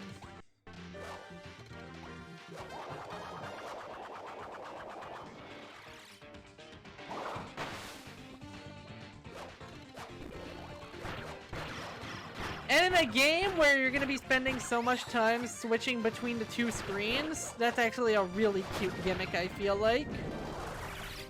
But like, you know, you're so used to looking for the background and the foreground, and then Paintra shows up like, oh, I'm not the only one that can mess with the foreground. Oh, here's a good trick. You see how that one has a different texture?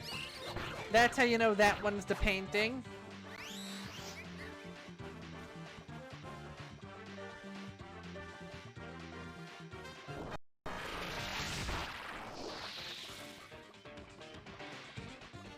Her whole boss fight is just so good and clever. And I'm not gonna lie,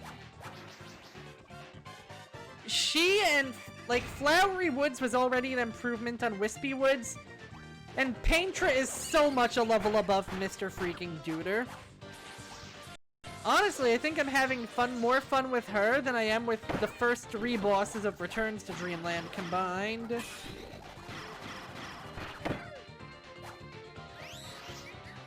I almost wonder if this little marathon is going to reverse my how highly I hold Triple Deluxe and Returns to Dreamland. I don't know, we'll have to see. Because I used to definitely be in the bigger is better camp and think that Returns to Dreamland was just flat out the better game. Oh hey Landia, how's it going, buddy?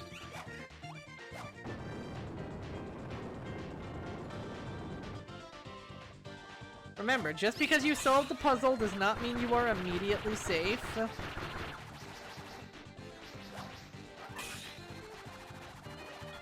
Oh dear, her own clone!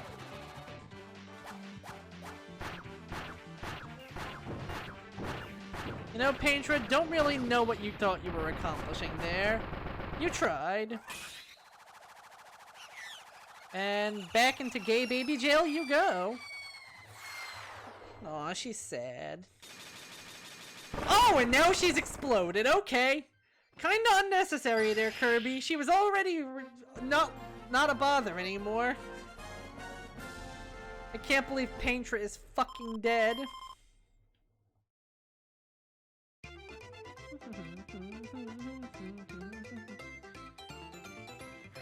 At this rate, we should be able to beat Kirby Triple Deluxe well within the next time we stream it. Because I believe the game only has like 5 or 6 worlds as opposed to the 7 that Returns to Dreamland had. I don't remember if the 6th world was a mini world or not. But either way, it's a shorter game all around, and Returns was already pretty short. I think the longest we actually spent on these games were Dreamland 2 and 3. With those taking like a full 3 sessions to beat. It's almost surreal looking back at the newer ones and seeing they're actually not lasting as long. Also, look at this Waddle Dee train. I love it. Look at its little fists. Look at it pumping its little fists.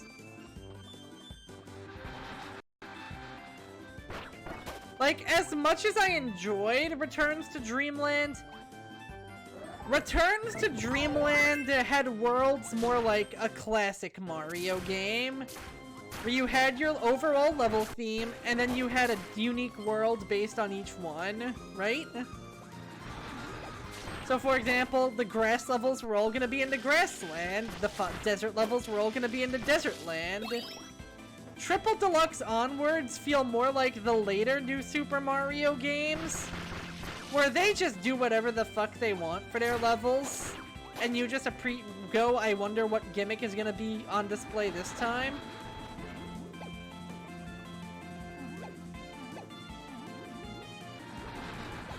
How do I... Oh, I can drop through the tracks! That's so cool!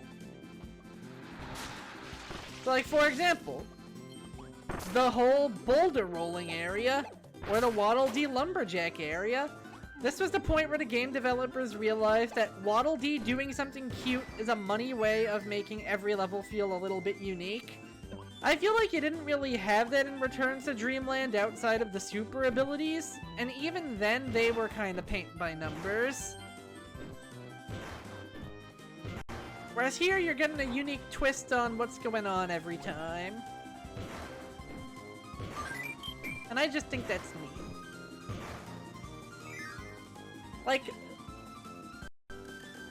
it's fascinating the value of not just polish from, like, the obvious standpoint of making it run good and stuff, but also polish when it just comes to putting love and care into the world design.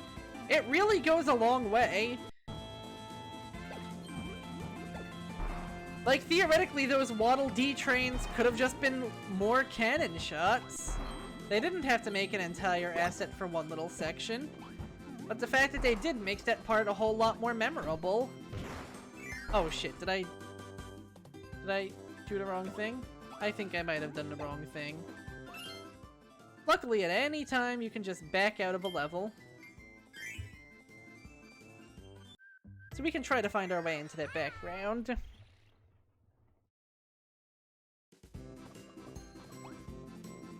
Like, I'm remembering an interview- God, why does Kirby bring out so many tangents in me? I play Pokemon and I'm like, yep, this sure is Pokemon. I play Kirby and my neurons just fire off in every single direction. And I just start bringing up all of these anecdotes, ideas, thoughts. Something about Kirby just gets me going, man. Yeah, I'm remembering an infamous interview around the time of Marvel vs. Capcom Infinite. This was like right around when the MCU craze started, but before Marvel was big enough to start pulling rank and going, hey, we want the Fantastic Four, the X-Men, and Spider-Man back. So when they were releasing a Marvel vs. Capcom game that's supposed to be a lot more MCU light in character, like, it wasn't literally the MCU, but you could tell based on who the major players in the game were, that they were focusing heavily on anyone in the MCU and some other assorted fan favorites from previous Marvel vs. Capcoms. And so while they're doing that, they have an interview, I don't remember if it's with a player or a designer, but they go, you know, it's a shame to see those guys gone, but hey, there'll be other characters that work the same way. Characters are functions. And on one hand, kind of, on an objective level, I could theoretically take Ryu and replace him with String Cheese Boy, who is a small lad holding a big piece of string cheese, and he could play the exact same way as Ryu does, right? He could literally play the exact same way. But it's gonna hit different playing as String Cheese Boy versus playing as Ryu, mascot of Street Fighter, muscle-bound karate man. You're not gonna get the same thing you're looking for out of String Cheese Boy.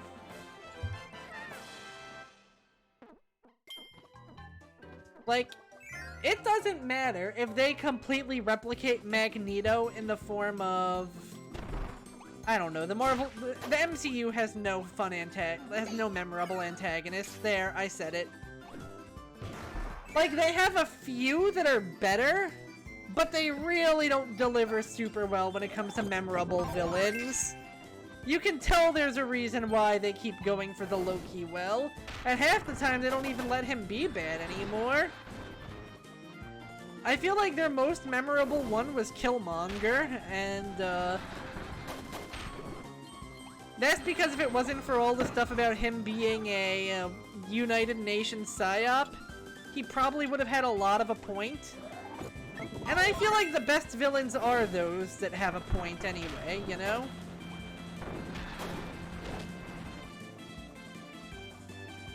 But anyway, the fact that I can't think of a good replacement for Magneto kinda shows that yes, characters are functions, but it also matters a lot to embody a character. Here's another example, Ganondorf in Smash Bros. A lot of people are just not happy that Ganondorf feels nothing like Ganondorf. He plays how Ganondorf always played, yet there's still this nebulous characteristic of does not play like Ganondorf that people just hold as a self-evident truth. And I mean, hell, they're not even wrong.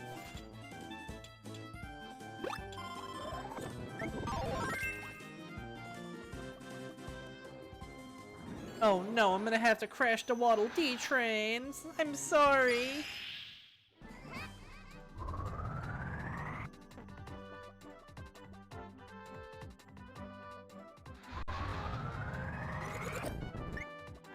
I wonder, did that train respawn?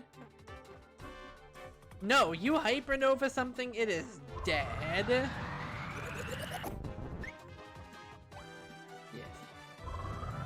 There are gonna be people that want to play the game because they like the X-Men. Oh my god, that's amazing! And if you don't deliver the X-Men for them, they're gonna be kinda bummed.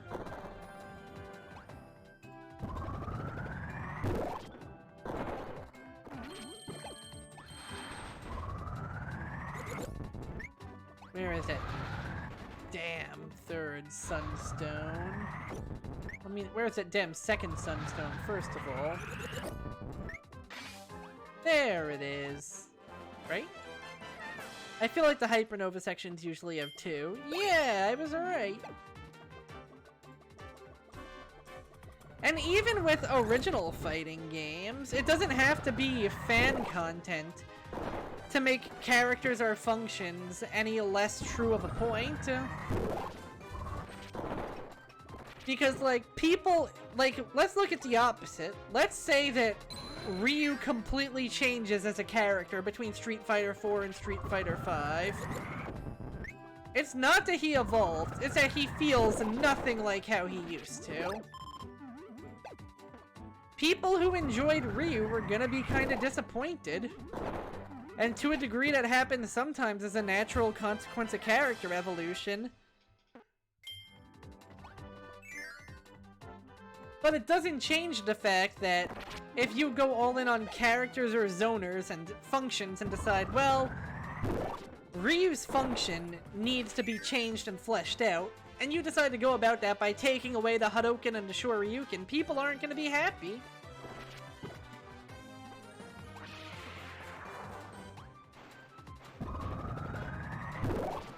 Bonk.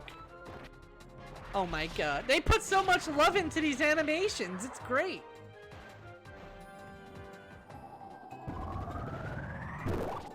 Bonk.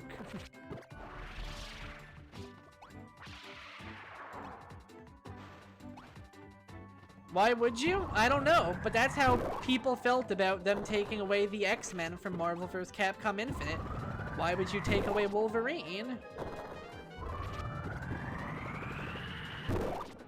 And it doesn't help that the answer was basically for a cash grab. Pow! Right in the kisser. It really is, and Triple Deluxe takes the charm, and it just triples. See what I did there? Down on it. I think I got this level's rare Keech, right? Let's find out.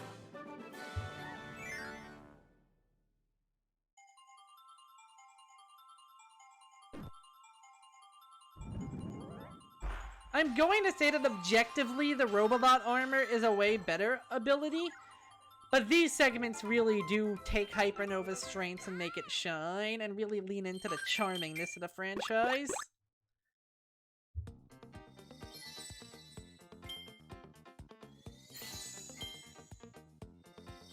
Shit, you could even argue characters or functions is part of why Star Fox Adventure felt so weird.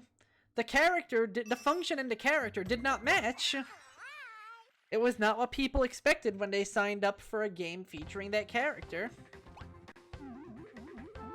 I don't know how I'm connecting so many dots during this stream, but I'm kind of enjoying that I am.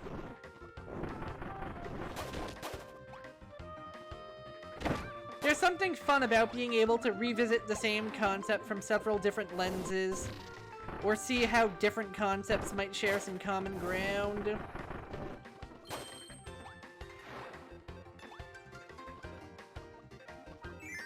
So how did I get onto characters or functions again? I'm trying to remember how I got there.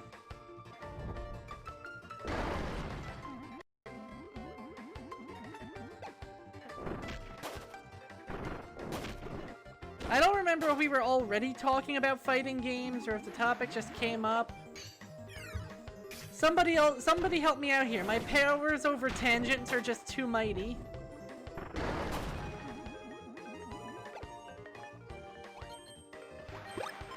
Come on, think. Help me retrace that step. You gotta.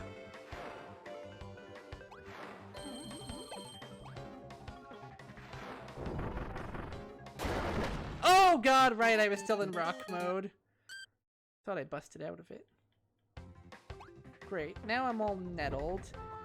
It was before we got onto Ryu and String Cheese Man. Ryu and String Cheese Man were the explanation after I was talking about Marvel vs. Capcom Infinite.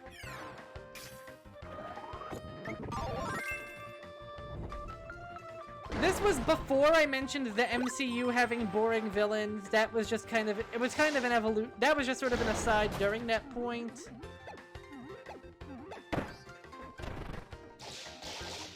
But I was mentioning how they had something and then they didn't. People were disappointed about it. I'm lost. I have completely lost my already fragile train of thought. Despite all my No, Ganondorf came after. Ganondorf came as an expansion on the idea of characters as functions and showing that it wasn't just one ill-thought-out interview from one ill-thought-out company.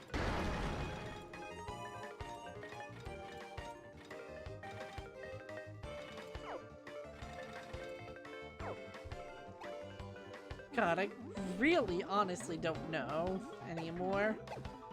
Other than knowing Ganondorf was after, I don't remember exactly how we got here.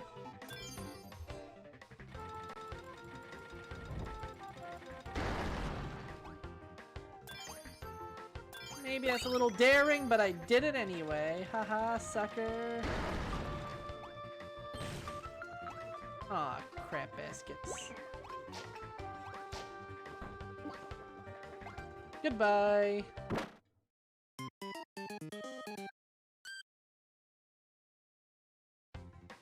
What other topics were we talking about around that time? Quickly, someone help me out. I feel like we were something about game design, unpopular decisions.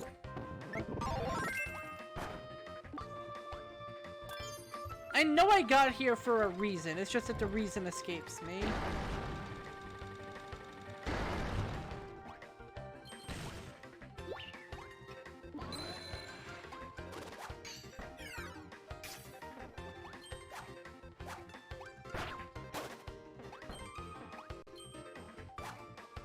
Right? That would be so helpful.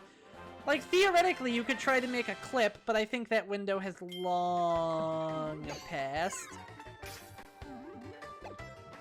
Considering we were in, like, a... Hey, that's fair. That's fair. That is fair. I am glad I could be some nice, soothing background noise.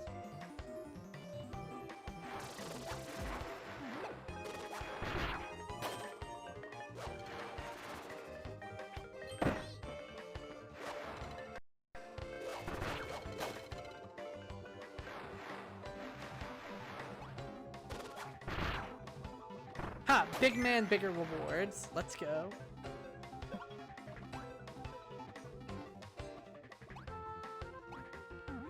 Speaking of large men, how has Splatoon 3 been?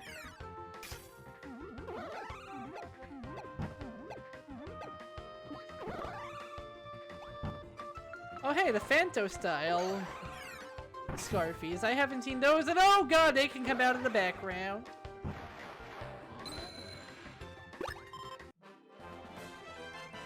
It's always so weird to me when there's two of them put right after each other.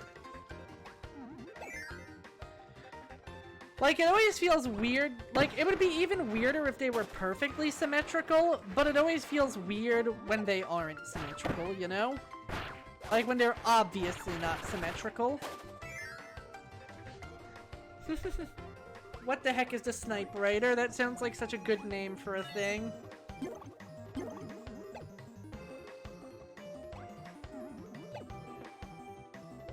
Oh, we're meeting Bonkers and getting Hammer. Yeah! Oh my god, it's shaped like pencil? Finally. I can't believe they finally figured out how to make you use a pencil.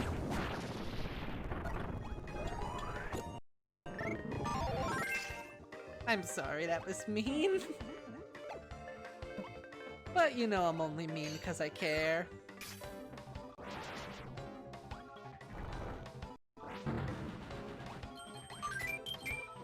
One of these days you're gonna be a champion writer. I know it.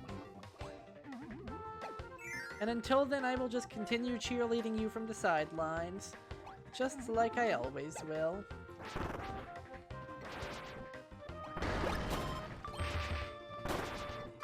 See, again, they could have reused the tree from the Waddle Dee part. Which, first of all, there's only one of those that was actually breakable by us, so this stands out as a new set piece. Right! Right! Okay, I'm back, I'm there, I'm back there now. Okay, I'm back in that headspace. So I was mentioning how polish is important for a video game. Not just in, like, the level of, like, is the graphical presentation good, but also, like, is it varied, is it imaginative and evocative? And when I was going to tie that into the idea of characters or functions, I was going to say that theoretically we could be playing as Blobbo the Gray Square, running into off-gray squares. All the UI needs to do is communicate bare minimum efficiency for gameplay. But that's not how you make a game. People don't come out of their seats for that. Samey environments are considered a large downside for that reason. Similarly, you wouldn't play a game without music, would you? I saw one tweet going around that showed what Sonic looks like in the programming menu, and how Sonic 2, for all of its glitz and style and patented Sega polish, what does it look like under the surface? Gray blobs. And we missed another one. Time to rectify. Luckily, you can see your keychains at any time by going to the keychain menu.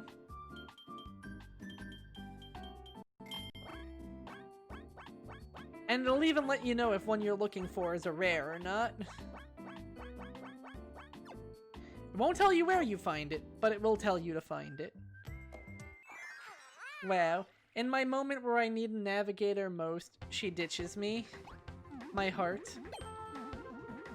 My Kokoro, it is Brokero.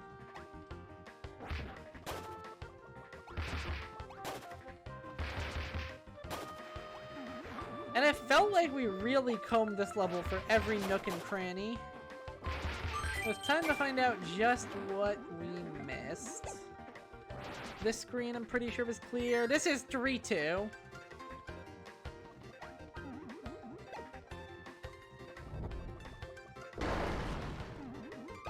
I wouldn't be surprised if it was something tied to these pillars, I'm not gonna lie.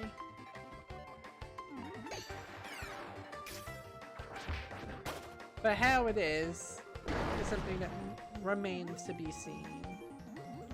Also, I am not dying because I do not want to lose Hammer.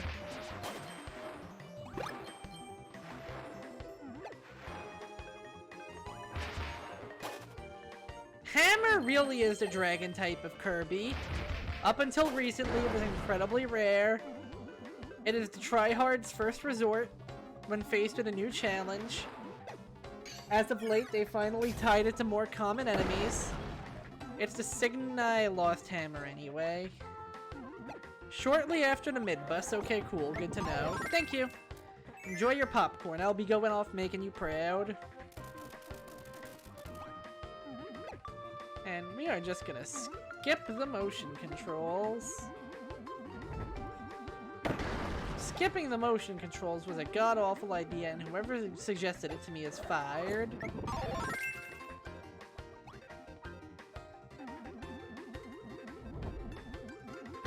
God, now I'm remembering just how insane of a year for wrestling this was.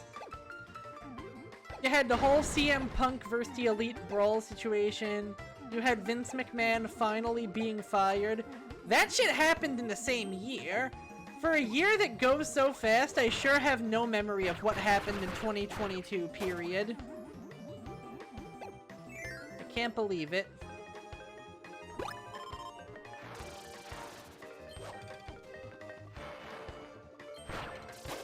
Wrestling is so weird. Life is so weird. The passage of time couldn't be weirder. Life is strange.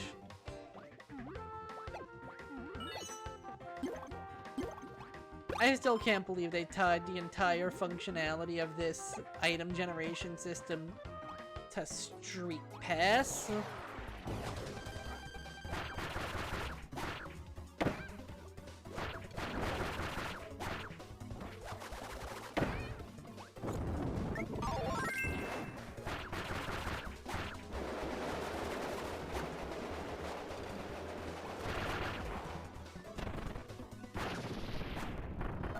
Made you look. Let's not go back yet. Let's go. There is nothing forward as far as I am aware. So shortly after the boss. So that makes me think of not leaving this screen. Do I enter one of these holes? Oh. Damn, that was practically in plain sight. Good job, me. I wish more levels would let you get the collectible and peace out. Not that this is a very lengthy level, though, so it's not like it'll, you know, be arduous going through it.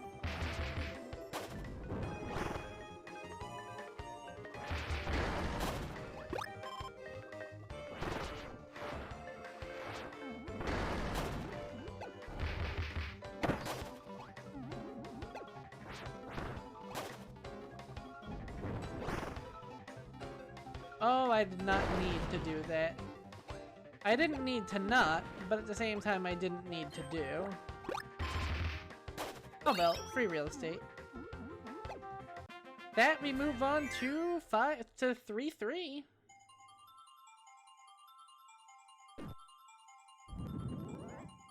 Also a lot of lava pretty early on in the game. Don't tell me the guy I'm thinking of is already the next boss. No, he was the World 4 boss. There's no way.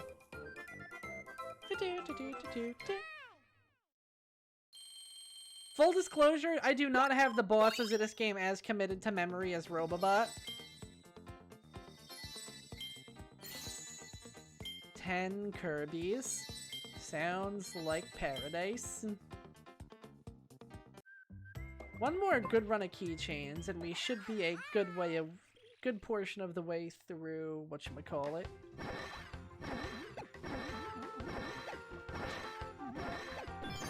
Oh, Neptune.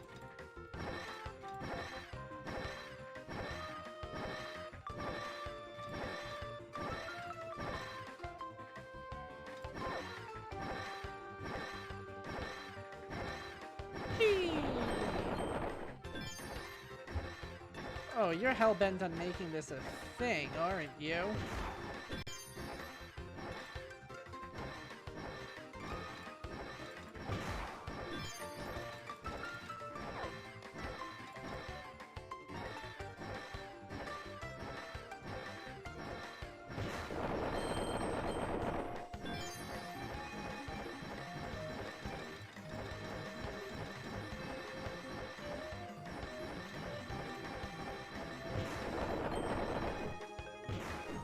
Although, man, you know what this is reminding me of?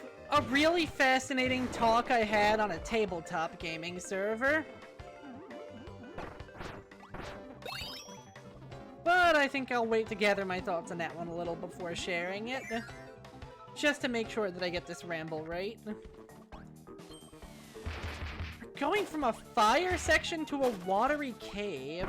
Interesting. And it also feels like the texture load-in has gotten way better now that we've been playing more, so that's good. Of course, as soon as I say that, we hit a minor lag spike, but minor is bearable.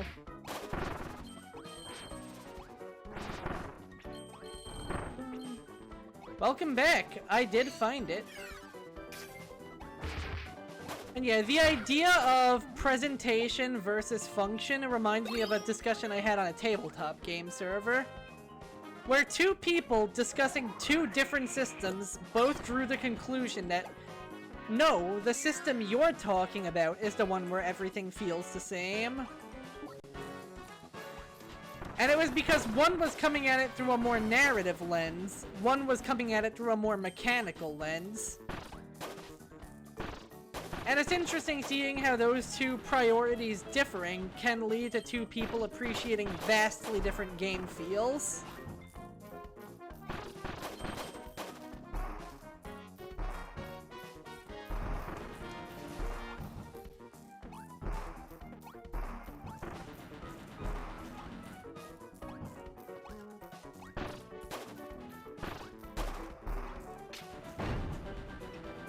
So, like, one was discussing your standard dungeoning and dragoning, you know, like, the usual.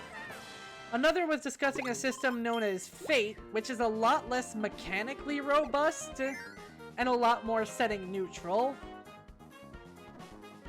The guy who was talking D&D was saying that the Fate system felt samey to him because it doesn't matter what you say your character is.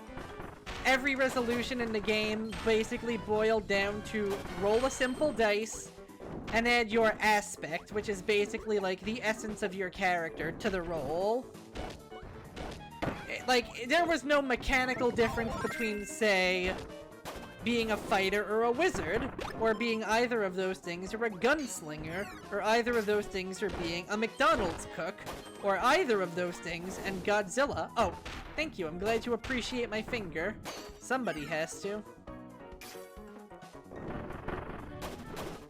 Yeah, he felt with no mechanical distinction between all of these concepts, they all just rang kinda hollow. Meanwhile, the player that was up to bat for Fate was saying, how are you saying that's samey when in your game, you have 101 different ways of saying, I hit the goblin until his numbers go down? Whereas this system can really kind of cover everything, because of how much more open and general it is, and how instead of building towards a party roll or such, you are instead strictly building towards a concept. And it was just fascinating seeing two people valuing such vastly different things, and how that really just impacted how they saw different systems as fitting their needs or just feeling repetitive.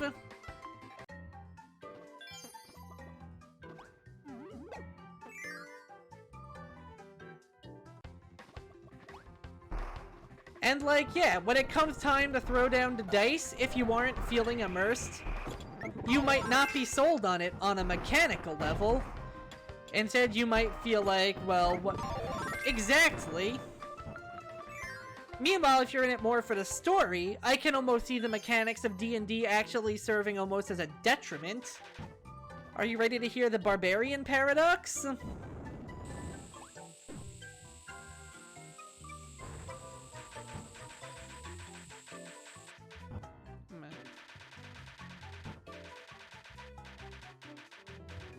No, stay, good boy. Nope. Oh, I have to keep the screen tilted for this one, don't I? Who do you think is going to be scarier?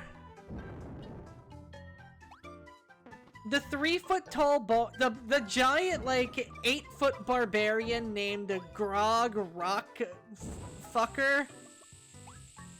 Or the 3-foot-tall bard named fucking Nimbles.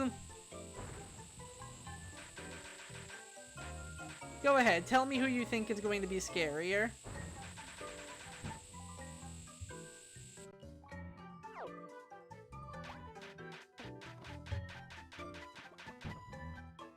Oh, so now you come in the clutch.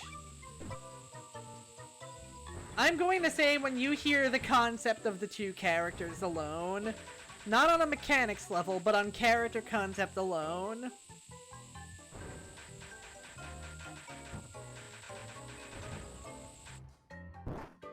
Hello, whatever name is available. Welcome aboard, and honestly, that is the most elegant solution to that problem I've ever heard, and I love it.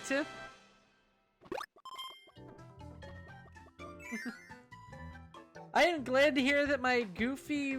We've missed a spot. I am rankled. We've missed a spot.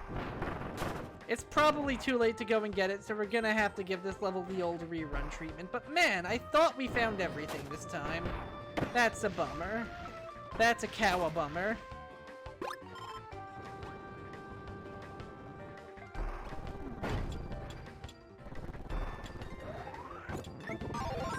Yeah, you would expect the barbarian to be scarier on the concept level. But mechanically speaking, the bard's got he's got like double his proficiency added to all social checks. He has a high charisma score, which is the defining attribute of intimidation. So when it comes time to actually compare numbers and roll dice, he's gonna be the one you want to be intimidating people, and that feels weird. There are ways of getting around this. You could say, oh, I'm going to have a lower difficulty because it would be less difficult for a character that looked like this to be intimidating than another one. You could say, you can add your strength to intimidation because that's how you scare people. You could even just fudge it and say, okay, I'm going to give this player advantage to just get to roll twice. There's a lot of ways you can try to reconcile it that are all kind of skirting around how the text and the rules actually work. Oh my god, this is a fire ice world. I love fire ice worlds.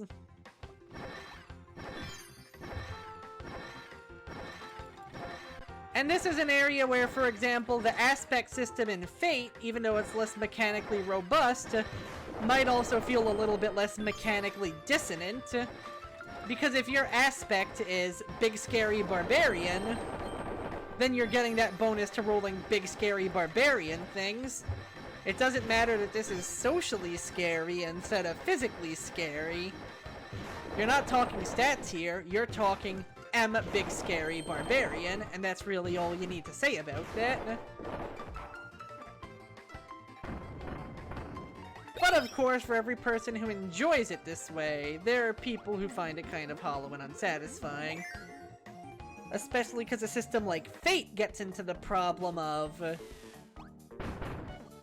I'm trying to think of the best way to word it.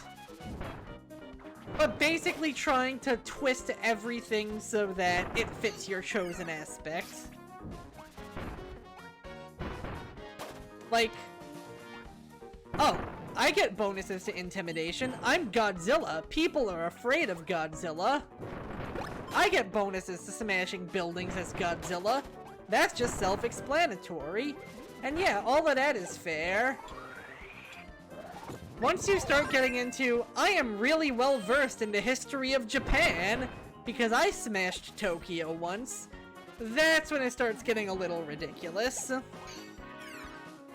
Now, a group of narrative-minded players probably aren't going to slam into that loophole as hard, because they're not going to be trying to game the system. But it doesn't change the fact that the system is kind of easily gameable in that regard. So each setup has its own advantages, each setup has its own disadvantages. Tabletop is such a fucking land of contrasts.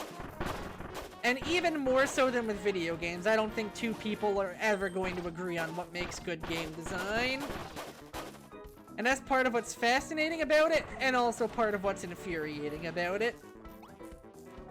Especially when the buy-in for learning how to try a system is a lot harder than that of a video game, which is step 1 plug in, step 2 play. But, again, it's a blessing, it's a curse. Just as every system has its disadvantages, every medium has its disadvantages and advantages too. There is no one true system, there is no one true hobby, there isn't even a one true opinion. One and true are just not terms that exist in this universe. God, you're so right about that. What is fun is controversial to so many people. Hell, idle clicker games. I find them such wastes of time. Some people can't get enough of them.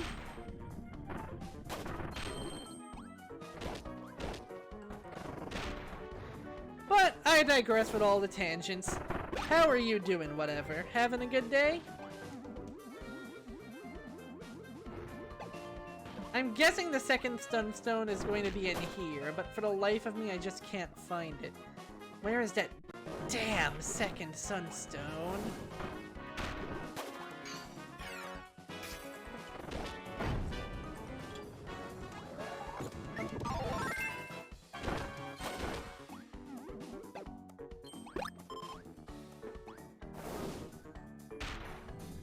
Aha! Is this it? Is this it? Booyah, baby! Michael Jackson's This Is It. We found it.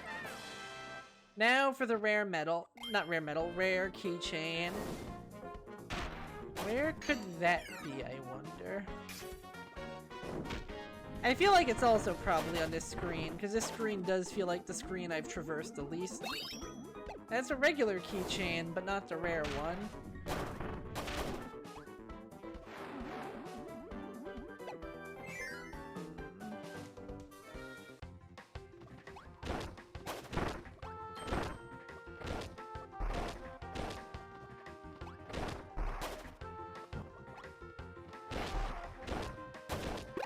Near the final door. Okay, so it's one of those again. Good to know.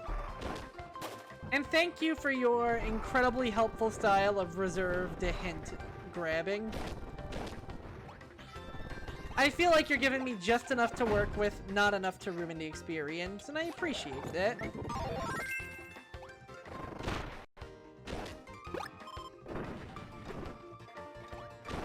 Honestly, one of these days, maybe when we reach a big climactic resting point in our Soulbound campaign, it would be fun to have a bunch of... Well, your friends are good people. Oh my god.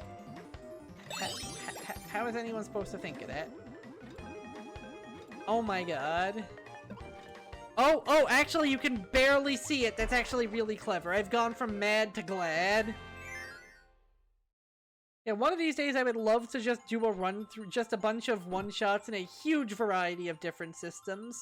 I know I did the Pathfinder 2 one, and that was a blast, even if it kind of turned into a 3-shot. I'm very bad at keeping things concise. But maybe some simpler, less mechanic-heavy, more independent systems would help me be able to keep that down to a minimum, you know?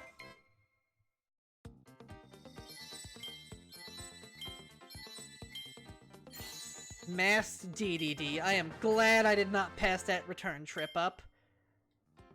God, that's one of my favorite designs in the whole series. You know, I just realized 9 out of 16, there's less worlds than Returns to Dreamland. Oh, I did not fight the current. I'll be honest, I don't really know what I expected there, but...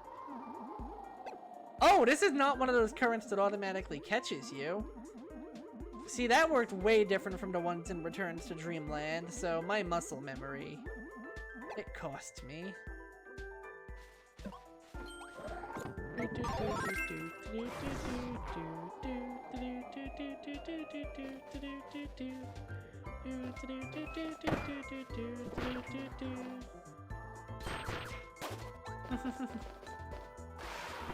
I am the rock that is approaching.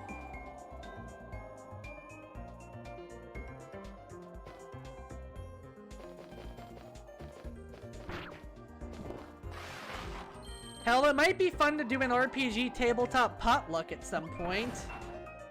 where we just grab all of the usuals and we go, okay, everybody pick one game that interests you, and let's knock out a quick one-shot on it.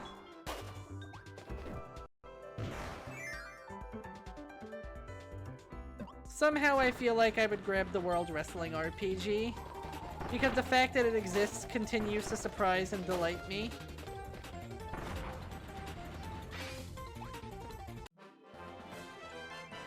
But I don't know.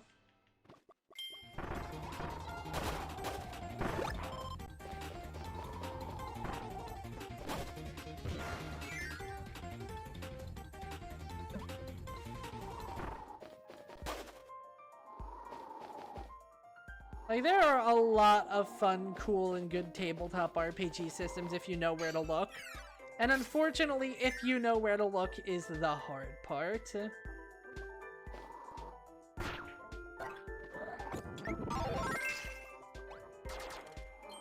Interesting, when being Fly Kirby, if your wings are open, you cannot get rid of the ability. It makes sense, but I still found it kind of surprising somehow.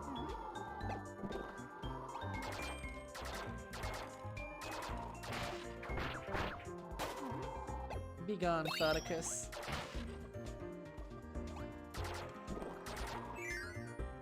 Let's see. This is probably gonna need Archer. I knew it.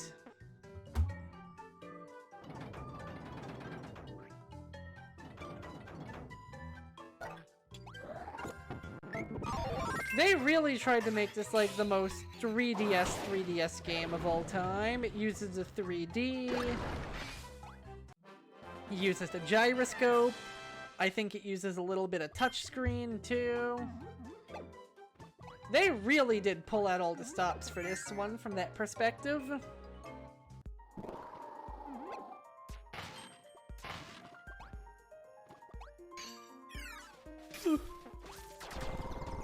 Yeah, explode and think about what you did, Scarfy.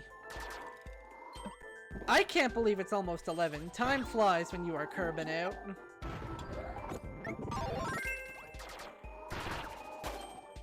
My favorite part of the Mario movie was when Kirby showed up in the end credits and he said it was Kirbin time and he curbed all over those Goombas. What? No, don't eat your internet. I need that to talk to you. Which is like one of my favorite things to do.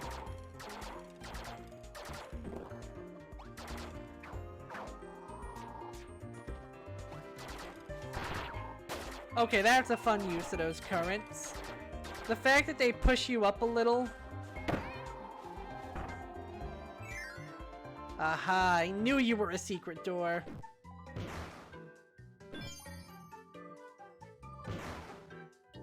Oh. No! Go back! That was rude. The game gave, like, no indication. Oh! Never mind. The game gives plenty of indication. I'm just a clown.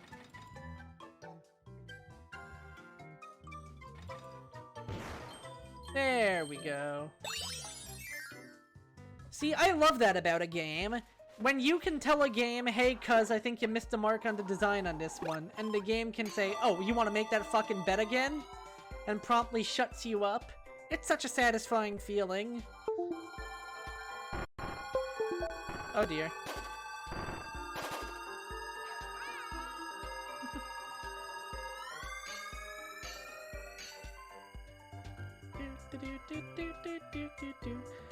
God, I'm glad we picked such a charming game to return to the Kirbathon with. I honestly think this game might replace Returns to Dreamland on my top 3 after all. Well, not top 3 at this point, because Returns to Dreamland has probably in of itself been kind of pushed out by now, but...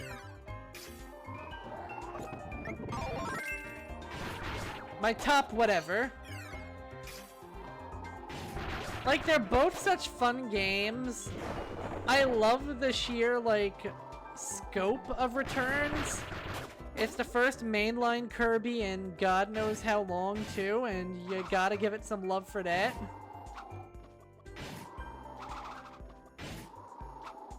Yeah, no, that's not happening. I gotta go around and try again. Which, to their credit, they let you do with no qualms.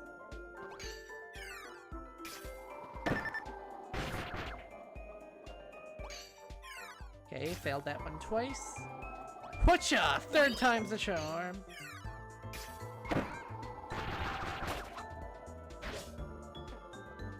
Oh god, I am going to die by running into that large monkey.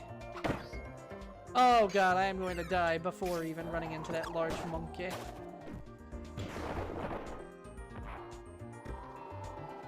Okay, no pressure. There's an ice cream. Woo! Get the sunstone. I think that's everything. I'm pretty sure we got the rare keychain too. Yeah, because it was at the end of that one segment.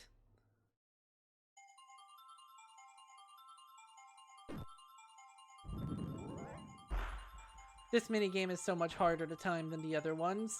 I keep wanting to go for when the bar is almost full, and then I end up going for when the bar is completely empty instead. Ooh, a rainbow drop. I love that it shows you the games all the sprites are from too, and framing them as keychains is pretty brilliant.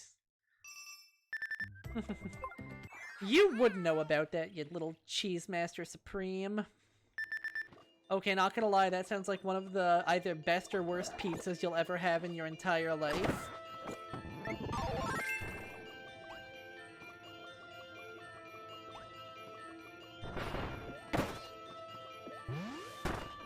Like, I feel like a pizza like that would fucking kill you if you did not handle it properly.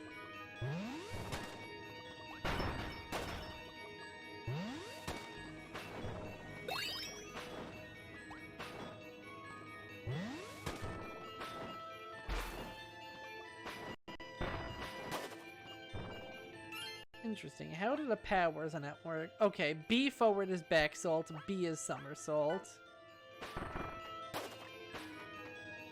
But running B is hoop. And then no matter what B you pick, if you hold, you get balloons instead.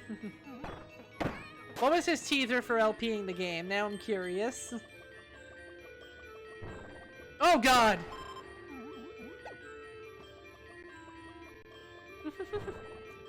Okay. I don't think I can enter these igloos. I think these are for Waddle Dee usage only.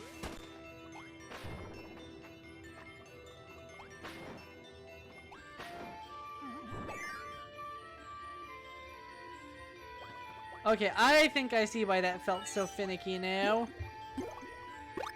Most of the abilities in this game, and in fact most Kirby games, only really have, like, dash or mobile.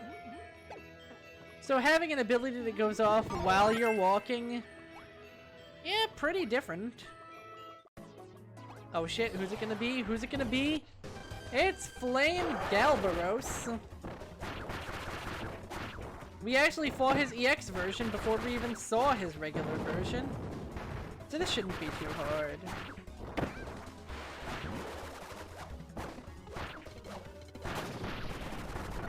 And give me a fire. Circus really is one of the cutest Kirby abilities. I wish its moveset didn't baffle me so much, because it's adorable.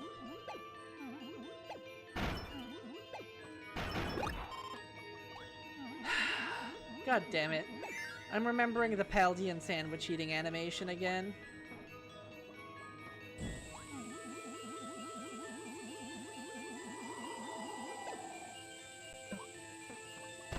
Oh.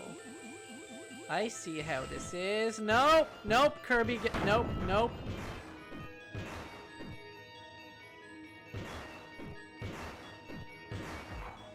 Get down from there, you ridiculous lad. Kirby, no.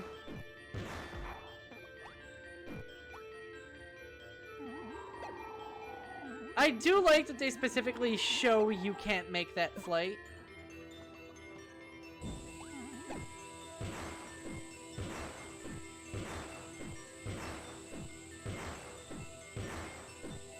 The thing that gets me about Game Freak is that they're not always great at animations. When they are good at animations, they honestly do an amazing job. But for the most part, let's say that they are below average. The problem is that then they keep... Let's say that we are going to be fair and acknowledge technical limitations. Some of the stuff that they have to do is admittedly pretty difficult. Like rigging up all of those individual Z moves for every single ability. That can't be hard. That can't be easy. So, what do they do? Do you think they're going to focus on making an animation that works within the scope of what they have to do? Or are they going to make Twinkle Tackle? The fact that I can literally directly reference a move tells you which of these options they went for. Or again, I'm gonna have to roast your boyfriend here. Piers singing. Is that a cutscene that makes sense to include in the game? Yes. Is it the kind of thing you could abstract by just having him talk in the background in vaguely rhythmic fashion? Yes, you could do that. And it wouldn't be a problem because it would be nice and tucked away in the background where nobody would have to call attention to it. Hell, they did that kind of thing in Gen 5, for example, at Roxy's gym. Except Roxy's gym even did have a little 8-bit plinky plonky voice backing line. Well, let's say they don't want to do that with Piers, but they do want to still reference that he's singing. There were so many better ways of doing it than making this big focused cutscene that calls so much attention to, hey, we don't have voice acting. Like, it's not that they chose not to have voice acting, because people are always going to complain about the game not having voice acting. Honestly, I think it's probably a better fit for Pokemon to not necessarily have voice acting, but then again, who knows? Because if you asked me a year ago, I would have said it was probably a better fit not to have an open world either, and look at the game now. But I digress. If they didn't want voice acting, they didn't have to make an entire cutscene that was basically parading that fact around. Aw, he's happy. And he gives me money.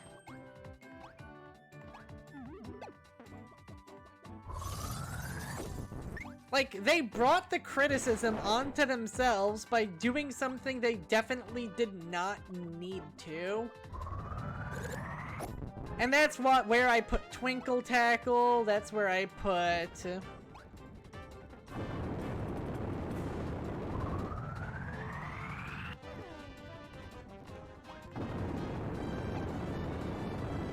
yeah, Twinkle Tackle, Piers singing, the Paldean Sandwich... They're all in the zone of you could have chosen to not, and instead you chose to do. And at that point, you kind of get what you get. Right, so we found the money snowman. I almost called him a scarecrow. We found the money snowman. We found the food snowman. What's next on our little snow quest?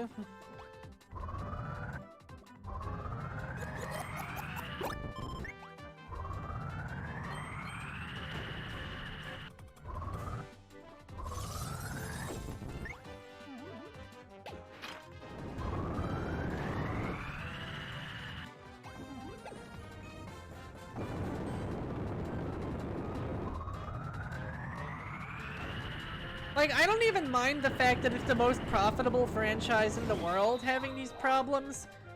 Because you know that they are under so much stress crunch and the weight of the marketing machine. But at the same time...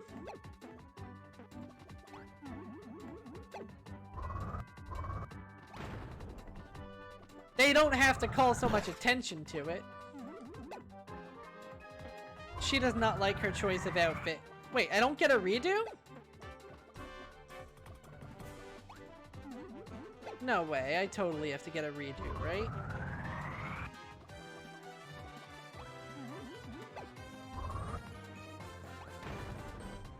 tell me goofing on the snowman gender binary has sealed my fate. Okay, no, they just get really sad and oh, they still leave. Too bad that didn't kill me. Are there any bottomless pits I can yeet myself into?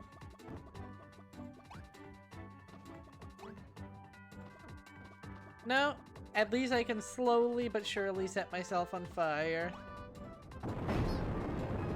At least the fire is really strong.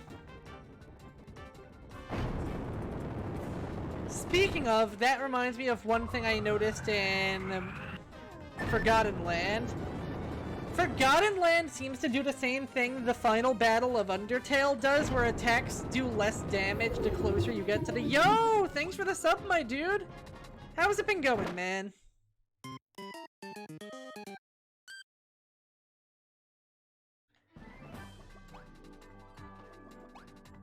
Today has been a good day. I gotta break out the curbs more often again.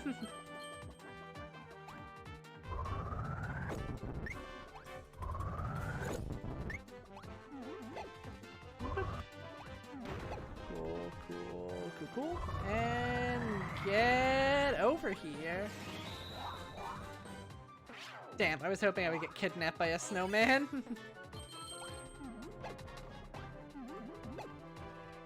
Yeah, thank you so much for the sub, and I'm really glad to hear that things are going well for you.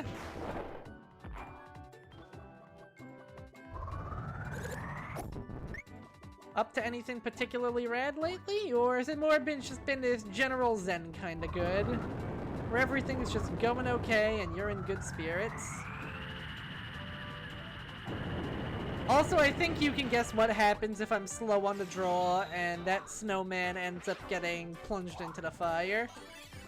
Spoiler alert, it fucking kills him.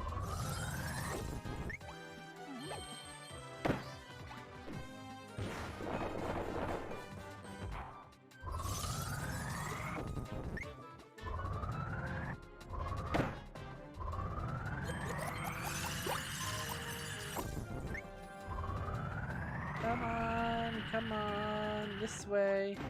I think the spikes would probably kill him too, or at least leave you unable to get him out. Because Hypernova knows one direction and it is forward.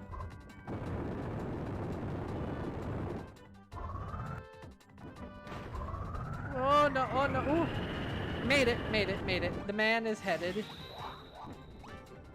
Where his hat is at? There his hat is at. Close one, huh? Alright, get over here, gender binary.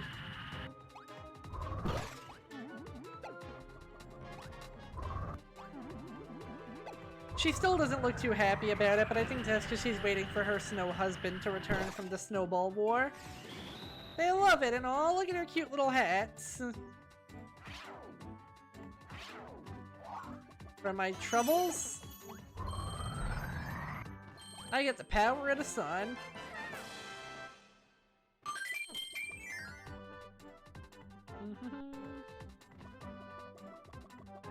I do want to— oh no. This Waddle Dee had a house made of straw. Against all odds, he held out against the Hypernova and retreated to that of his friend, who had a house all made of logs. They too stood against the storm. They made it to their friend. And their friend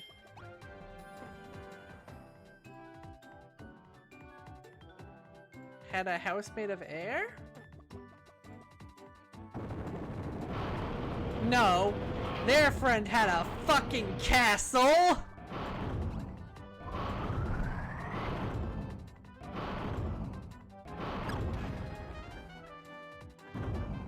God, I love this game.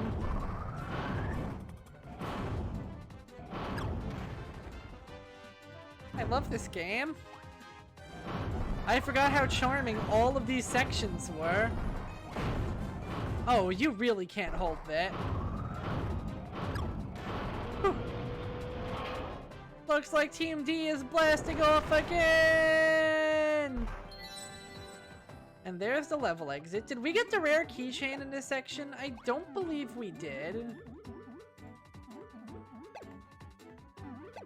And that's where this game's weaknesses start to show a little, because boy does this level seem like it's going to be a bit of a pain to replay if we did indeed miss it. Let's find out.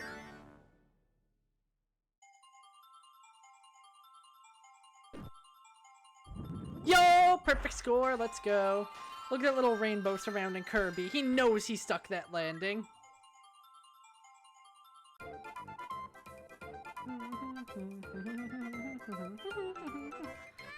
Remember Dreamland 3 where if I wanted 100% I also had to perfect that jumping minigame?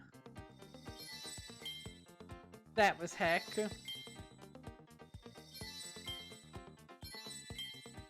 Yeah, we did indeed miss that last thingy.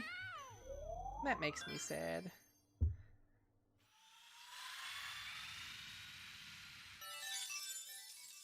Kracko? I forgot you were in the game! Unsure how to hint to this one. Well, what portion of the level? Is it pre-Hypernova or post-Hypernova?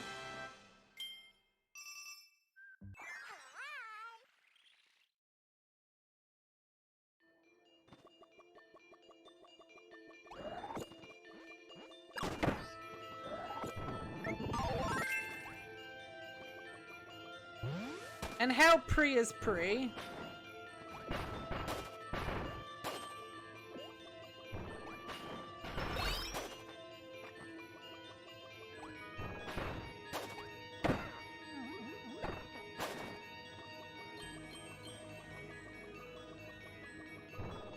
So this is by the cannon. Okay, I think I know what to do now. Thank you, Bandana D, for your invaluable contribution to the cause! Oh, whoa. Let's fight fire with ice.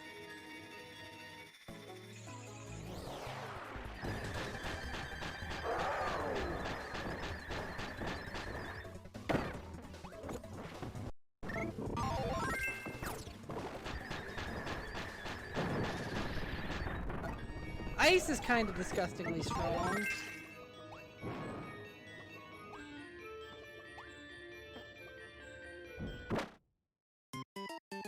I was hoping for the fireball. Ah well.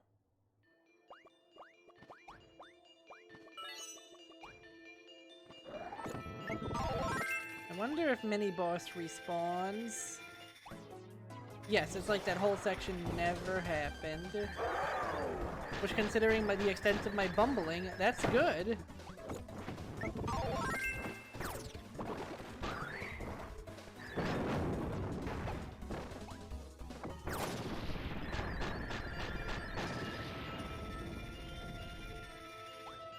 You know, who needs fire anyway? I don't. Unless, no, I literally need fire.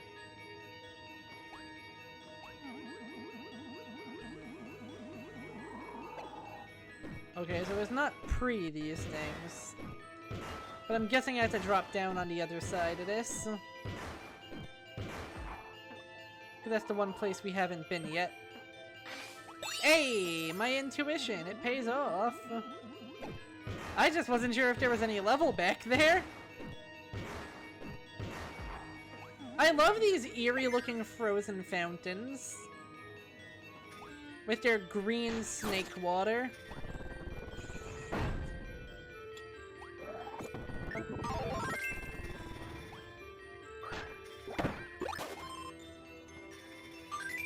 Just gonna brute force this man, eat his steamed hams, get a 1-up. No biggie.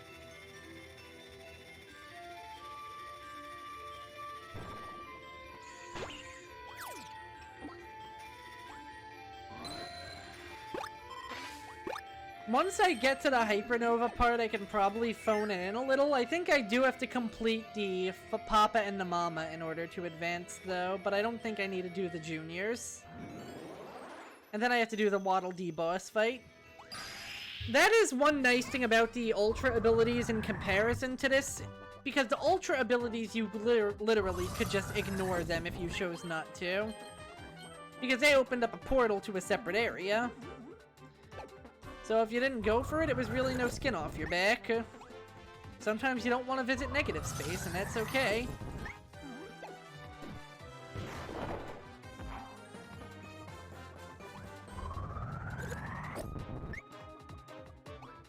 Meanwhile, the Ultra abilities were kind of brainless most of the time. You really just mash button when game tell you mash button. And while they were badass, they did not have like half the puzzle solving potential that that's Hypernova or the the Ultra abilities didn't really have puzzle solving, but Hypernova did, the Robobot did. It's interesting seeing how 3 spins on the same mechanic end up having 3 very different outcomes. So am I, because even after Forgotten Land, that is still an incredibly strong contender for favorite Kirby of all time. And I am so ready to show it to you guys. It won't even take that long, because unlike Returns to Dreamland, we don't basically have to beat the game a second time for a post-game.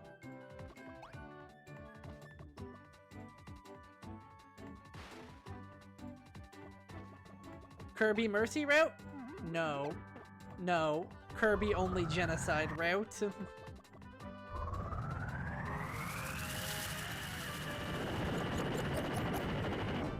That's cold, Kirby. You had clearance. You could fly over that house.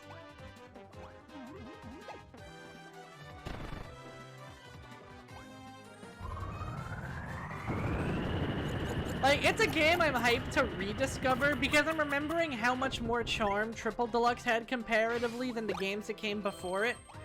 And I am so excited to see Robobot and reignite my memories of the same.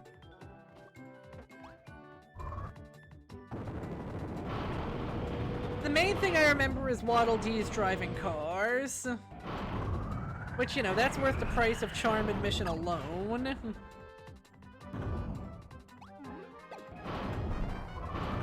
Is it weird if today doesn't feel like a Friday? I don't know why today is giving me such serious Thursday vibes instead. But it just does not feel like a Friday to me. I don't get it.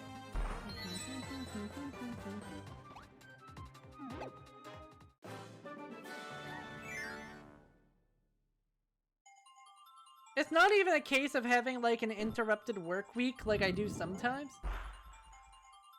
I'm sure one of these days you'll get back to that point. I'm sure of it.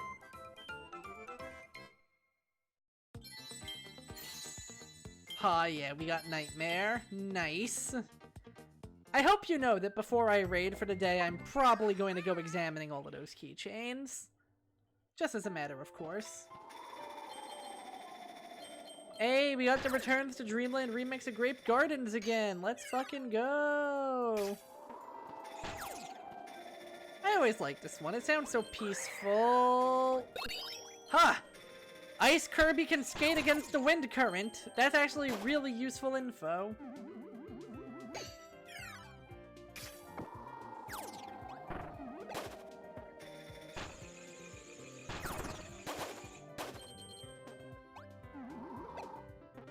There we go. Nothing on that screen, I'm fairly certain. Oh my god.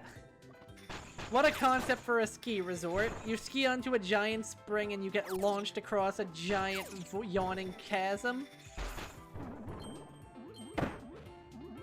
These Waddle Dees, man, they know how to live.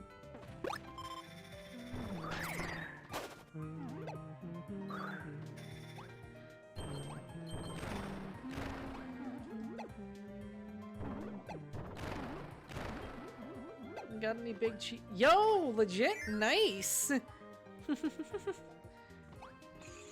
Don't worry, I'll be free in time to check it out with you. Knew it. Whenever you see something vaguely door-shaped, Oh my god, that poor Waddle Dee, he just wanted to prevent a home invasion?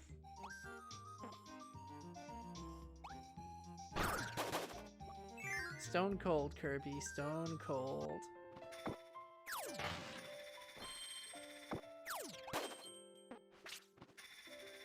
I wonder if I could have gotten a medal without disturbing them. I keep calling them medals. I know they're supposed to be keychains, but I'm being real, they look like medals. Okay, I snuck back into their house and robbed them while they were sleeping, so I felt less bad.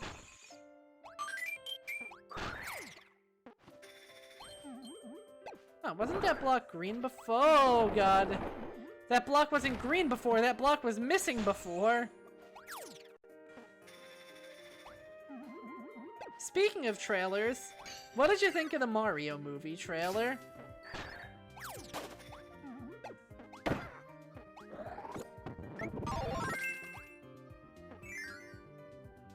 You should. It's a good trailer. I like every part of it except for the Wahoo Man himself. I'm sorry, but Crispy Rat, somehow I knew you were going to go there. Oh my god, I just noticed this, even the snow in Dreamland is covered in stars. Look at these snowballs. Charming? As fuck.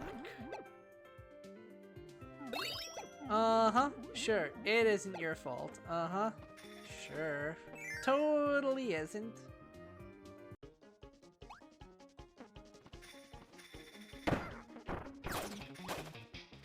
It's kind of poetic that when this level goes from hot to cold, the EX inversion of it goes from cold to hot. I kind of like that. It's like you're going through the level in reverse.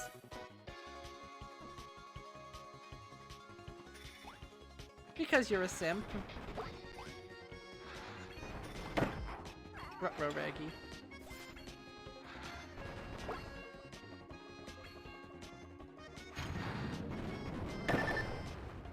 Oh wow, that worked. For now. I'm gonna put a big old for now on that statement.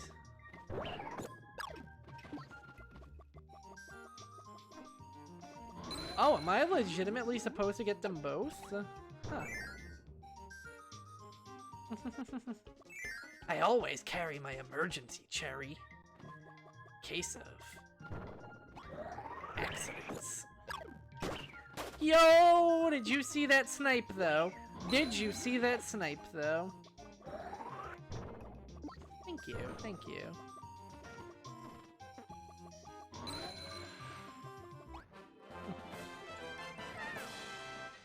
Damn, it's just me, was the fanfare particularly dramatic on that one? Maybe it was a little bit of game slowdown, I don't know. God, I'm so glad that this is actually running well now. If Robobot runs even more smoothly on its first attempt, I'm going to be incredibly happy. I know that's a pipe dream, though. Ooh, metal in the sky. I can fly twice as high. It be 10?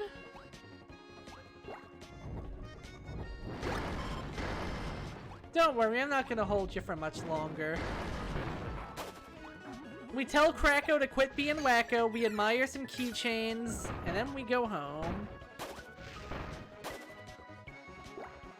Hamburger?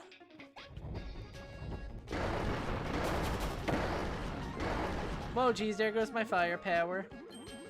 Yeah, that's okay. We can take the Deluxe boss without any powers.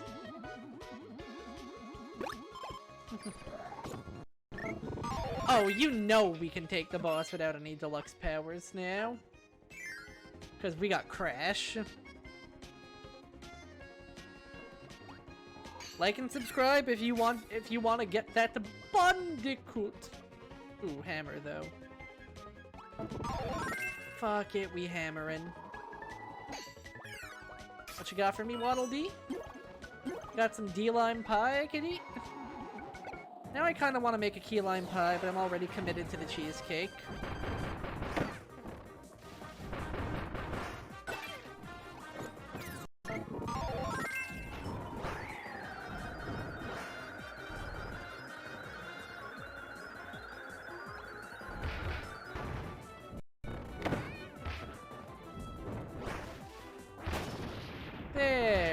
go. Oh, Mr. Frosty, why do you even come here? I remember back when the Game Boy games released and he was instead mistranslated as Mr. Frosty. That was weird. But yeah, as you can see, we finished our last level for the day, and now it's just some boss beating.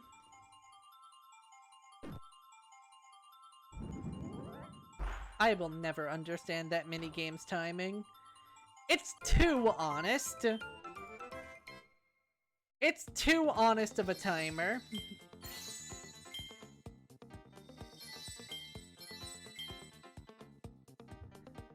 For the life of me, I do not know why those Waddle Dee ghosts are called Wapods. I guess because they're pots that contain Waddle Dees? Huh. Anyway, we are continuing to chase Taranza up at the Dreamstalk, and this time, he's gonna reunite us with an old friend, but not the one we were hoping to get reunited with.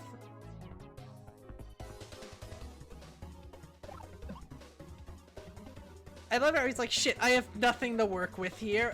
Cloud, go! And then that cloud becomes the next manifestation of Kracko. Anyone who says that Kirby's... He really does not fit. It seems Kracko has made Floralia part of its territory. It's being fed by a mysterious power source, so its attacks are stronger than ever before. Anyone who says that Nightmare is... Anyone who says that King Dedede is Kirby's arch-nemesis is wrong. Anyone who says no, that's because it's Nightmare is wrong. Anyone who says, well, actually, it's Dark Matter. Wrong, wrong, wrong. This is Kirby's arch-nemesis. Kracko. He may just be a cloud, but he is a cloud that is filled with violent amounts of hatred. Anytime Kirby shows up in any part of Dreamland, he just shows up like, I'm about to end this man's entire career.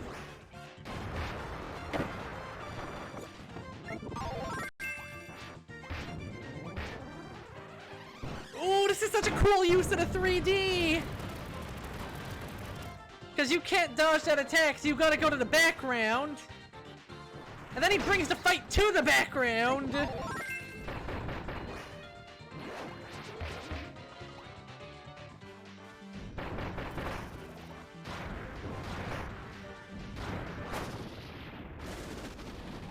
God, I love this game's boss fights.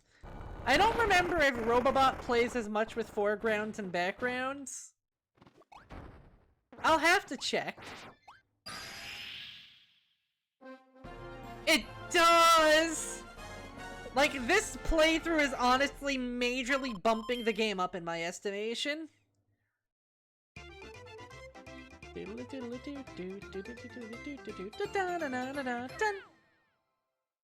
And as you can see by the fact that the boss fights are harder, I do not think that we are one-shot clearing the true arena with no ability this time around.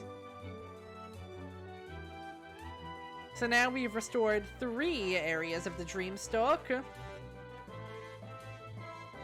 And with that, we unlock the 4th island.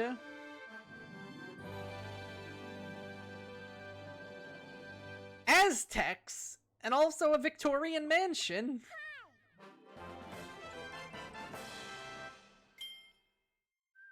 Wild World. Fresh off of Old Odyssey.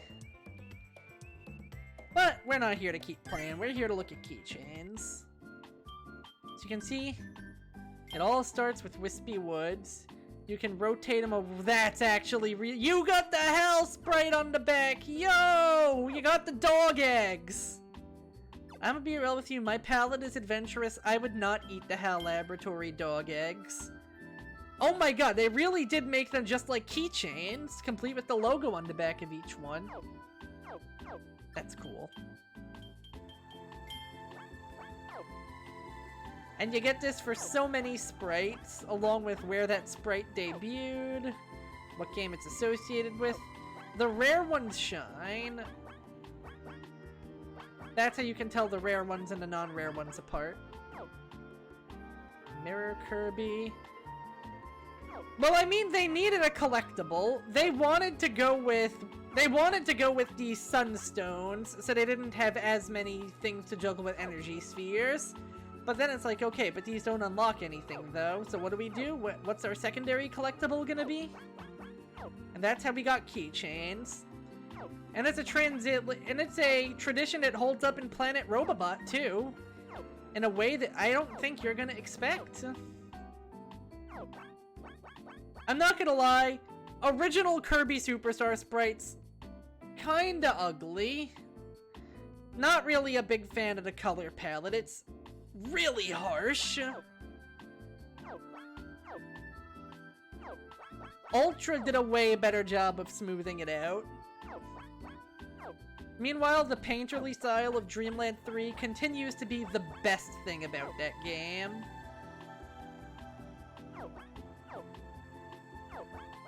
Oh yeah, I think the rare keychains also have a gold chain instead of a silver one.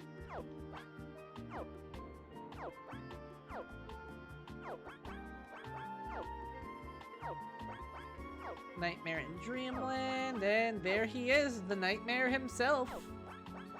The debut of Meta Nightmare, the first but not last mode where you can play as a different character. Keep that in mind.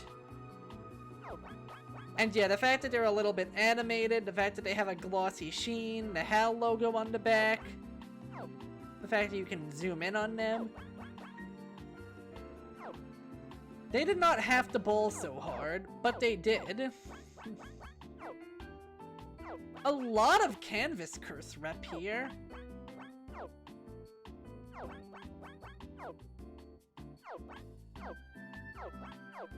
God, I remember the Waddle Doo Ball. I think you could only use that if you, like, downloaded from Kirby and the Amazing Mirror or something. You know that would have been an Amiibo exclusive in this day and age, and also instead of a Waddle Doo, it would have been, like, Mario or something. I will say I love the cutscene art style for Canvas Curse where they go all tile-y like this. It's a really cool game. If it wasn't for how touchscreen dependent it was, I totally would have tried it out on my legitimate DS. And this is also where you can see the names of a lot of enemies that you may not have known before. Like, this is Myga. I also love that it tells you how many repeats you get. Like how we have 2 Starmen. Good old Mouse Doctor. Oh yeah, and the background turns rainbow with a rare key. Wow, I'm noticing so many more differences. Now that I'm taking the time to think. There's definitely a largeness to the sprites you didn't really get in the Game Boy Advance games that you now got with Superstar Ultra. Despite mostly holding to the same art style, it's a pretty neat change of pace. And I do not believe there are any keychains from, you know, for obvious reasons, Return to Dreamland due to it having 3D models instead of sprites. Like, most of these you could literally take the sprites from the game and just render them. Wait, oh shit, I have play coins? Hell yeah, give me keychains. We're playing gacha, we're playing gacha. Knuckle Joe. Real talk, I don't even know when I got these play coins. Maybe from playing the game? You again. I guess that also means there aren't going to be any from Kirby 64. That's, I guess, the only other game that's not going to be represented here. I forgot that there was a little bonkers enemy in Mass Attack before they made one in the other game.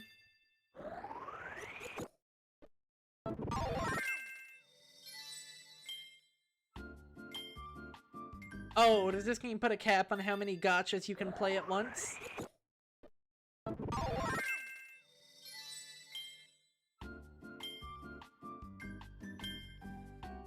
You can get 5 at a time, beat a stage to get more. Okay, good to know.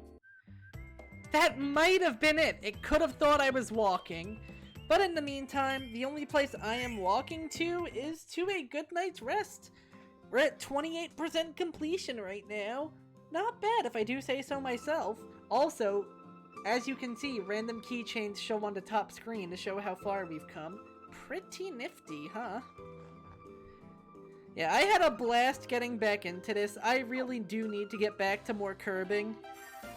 I also want to make sure to show off more Pokemon as well. But obviously, like, you know, I'm not going as hard on either of them as I did on Digimon Survive, because it takes a lot out of you playing the game a million times in a row, you know? But now that I've had my fun times, let's get a little bit of a raid set up, and I think I know just who to go for today.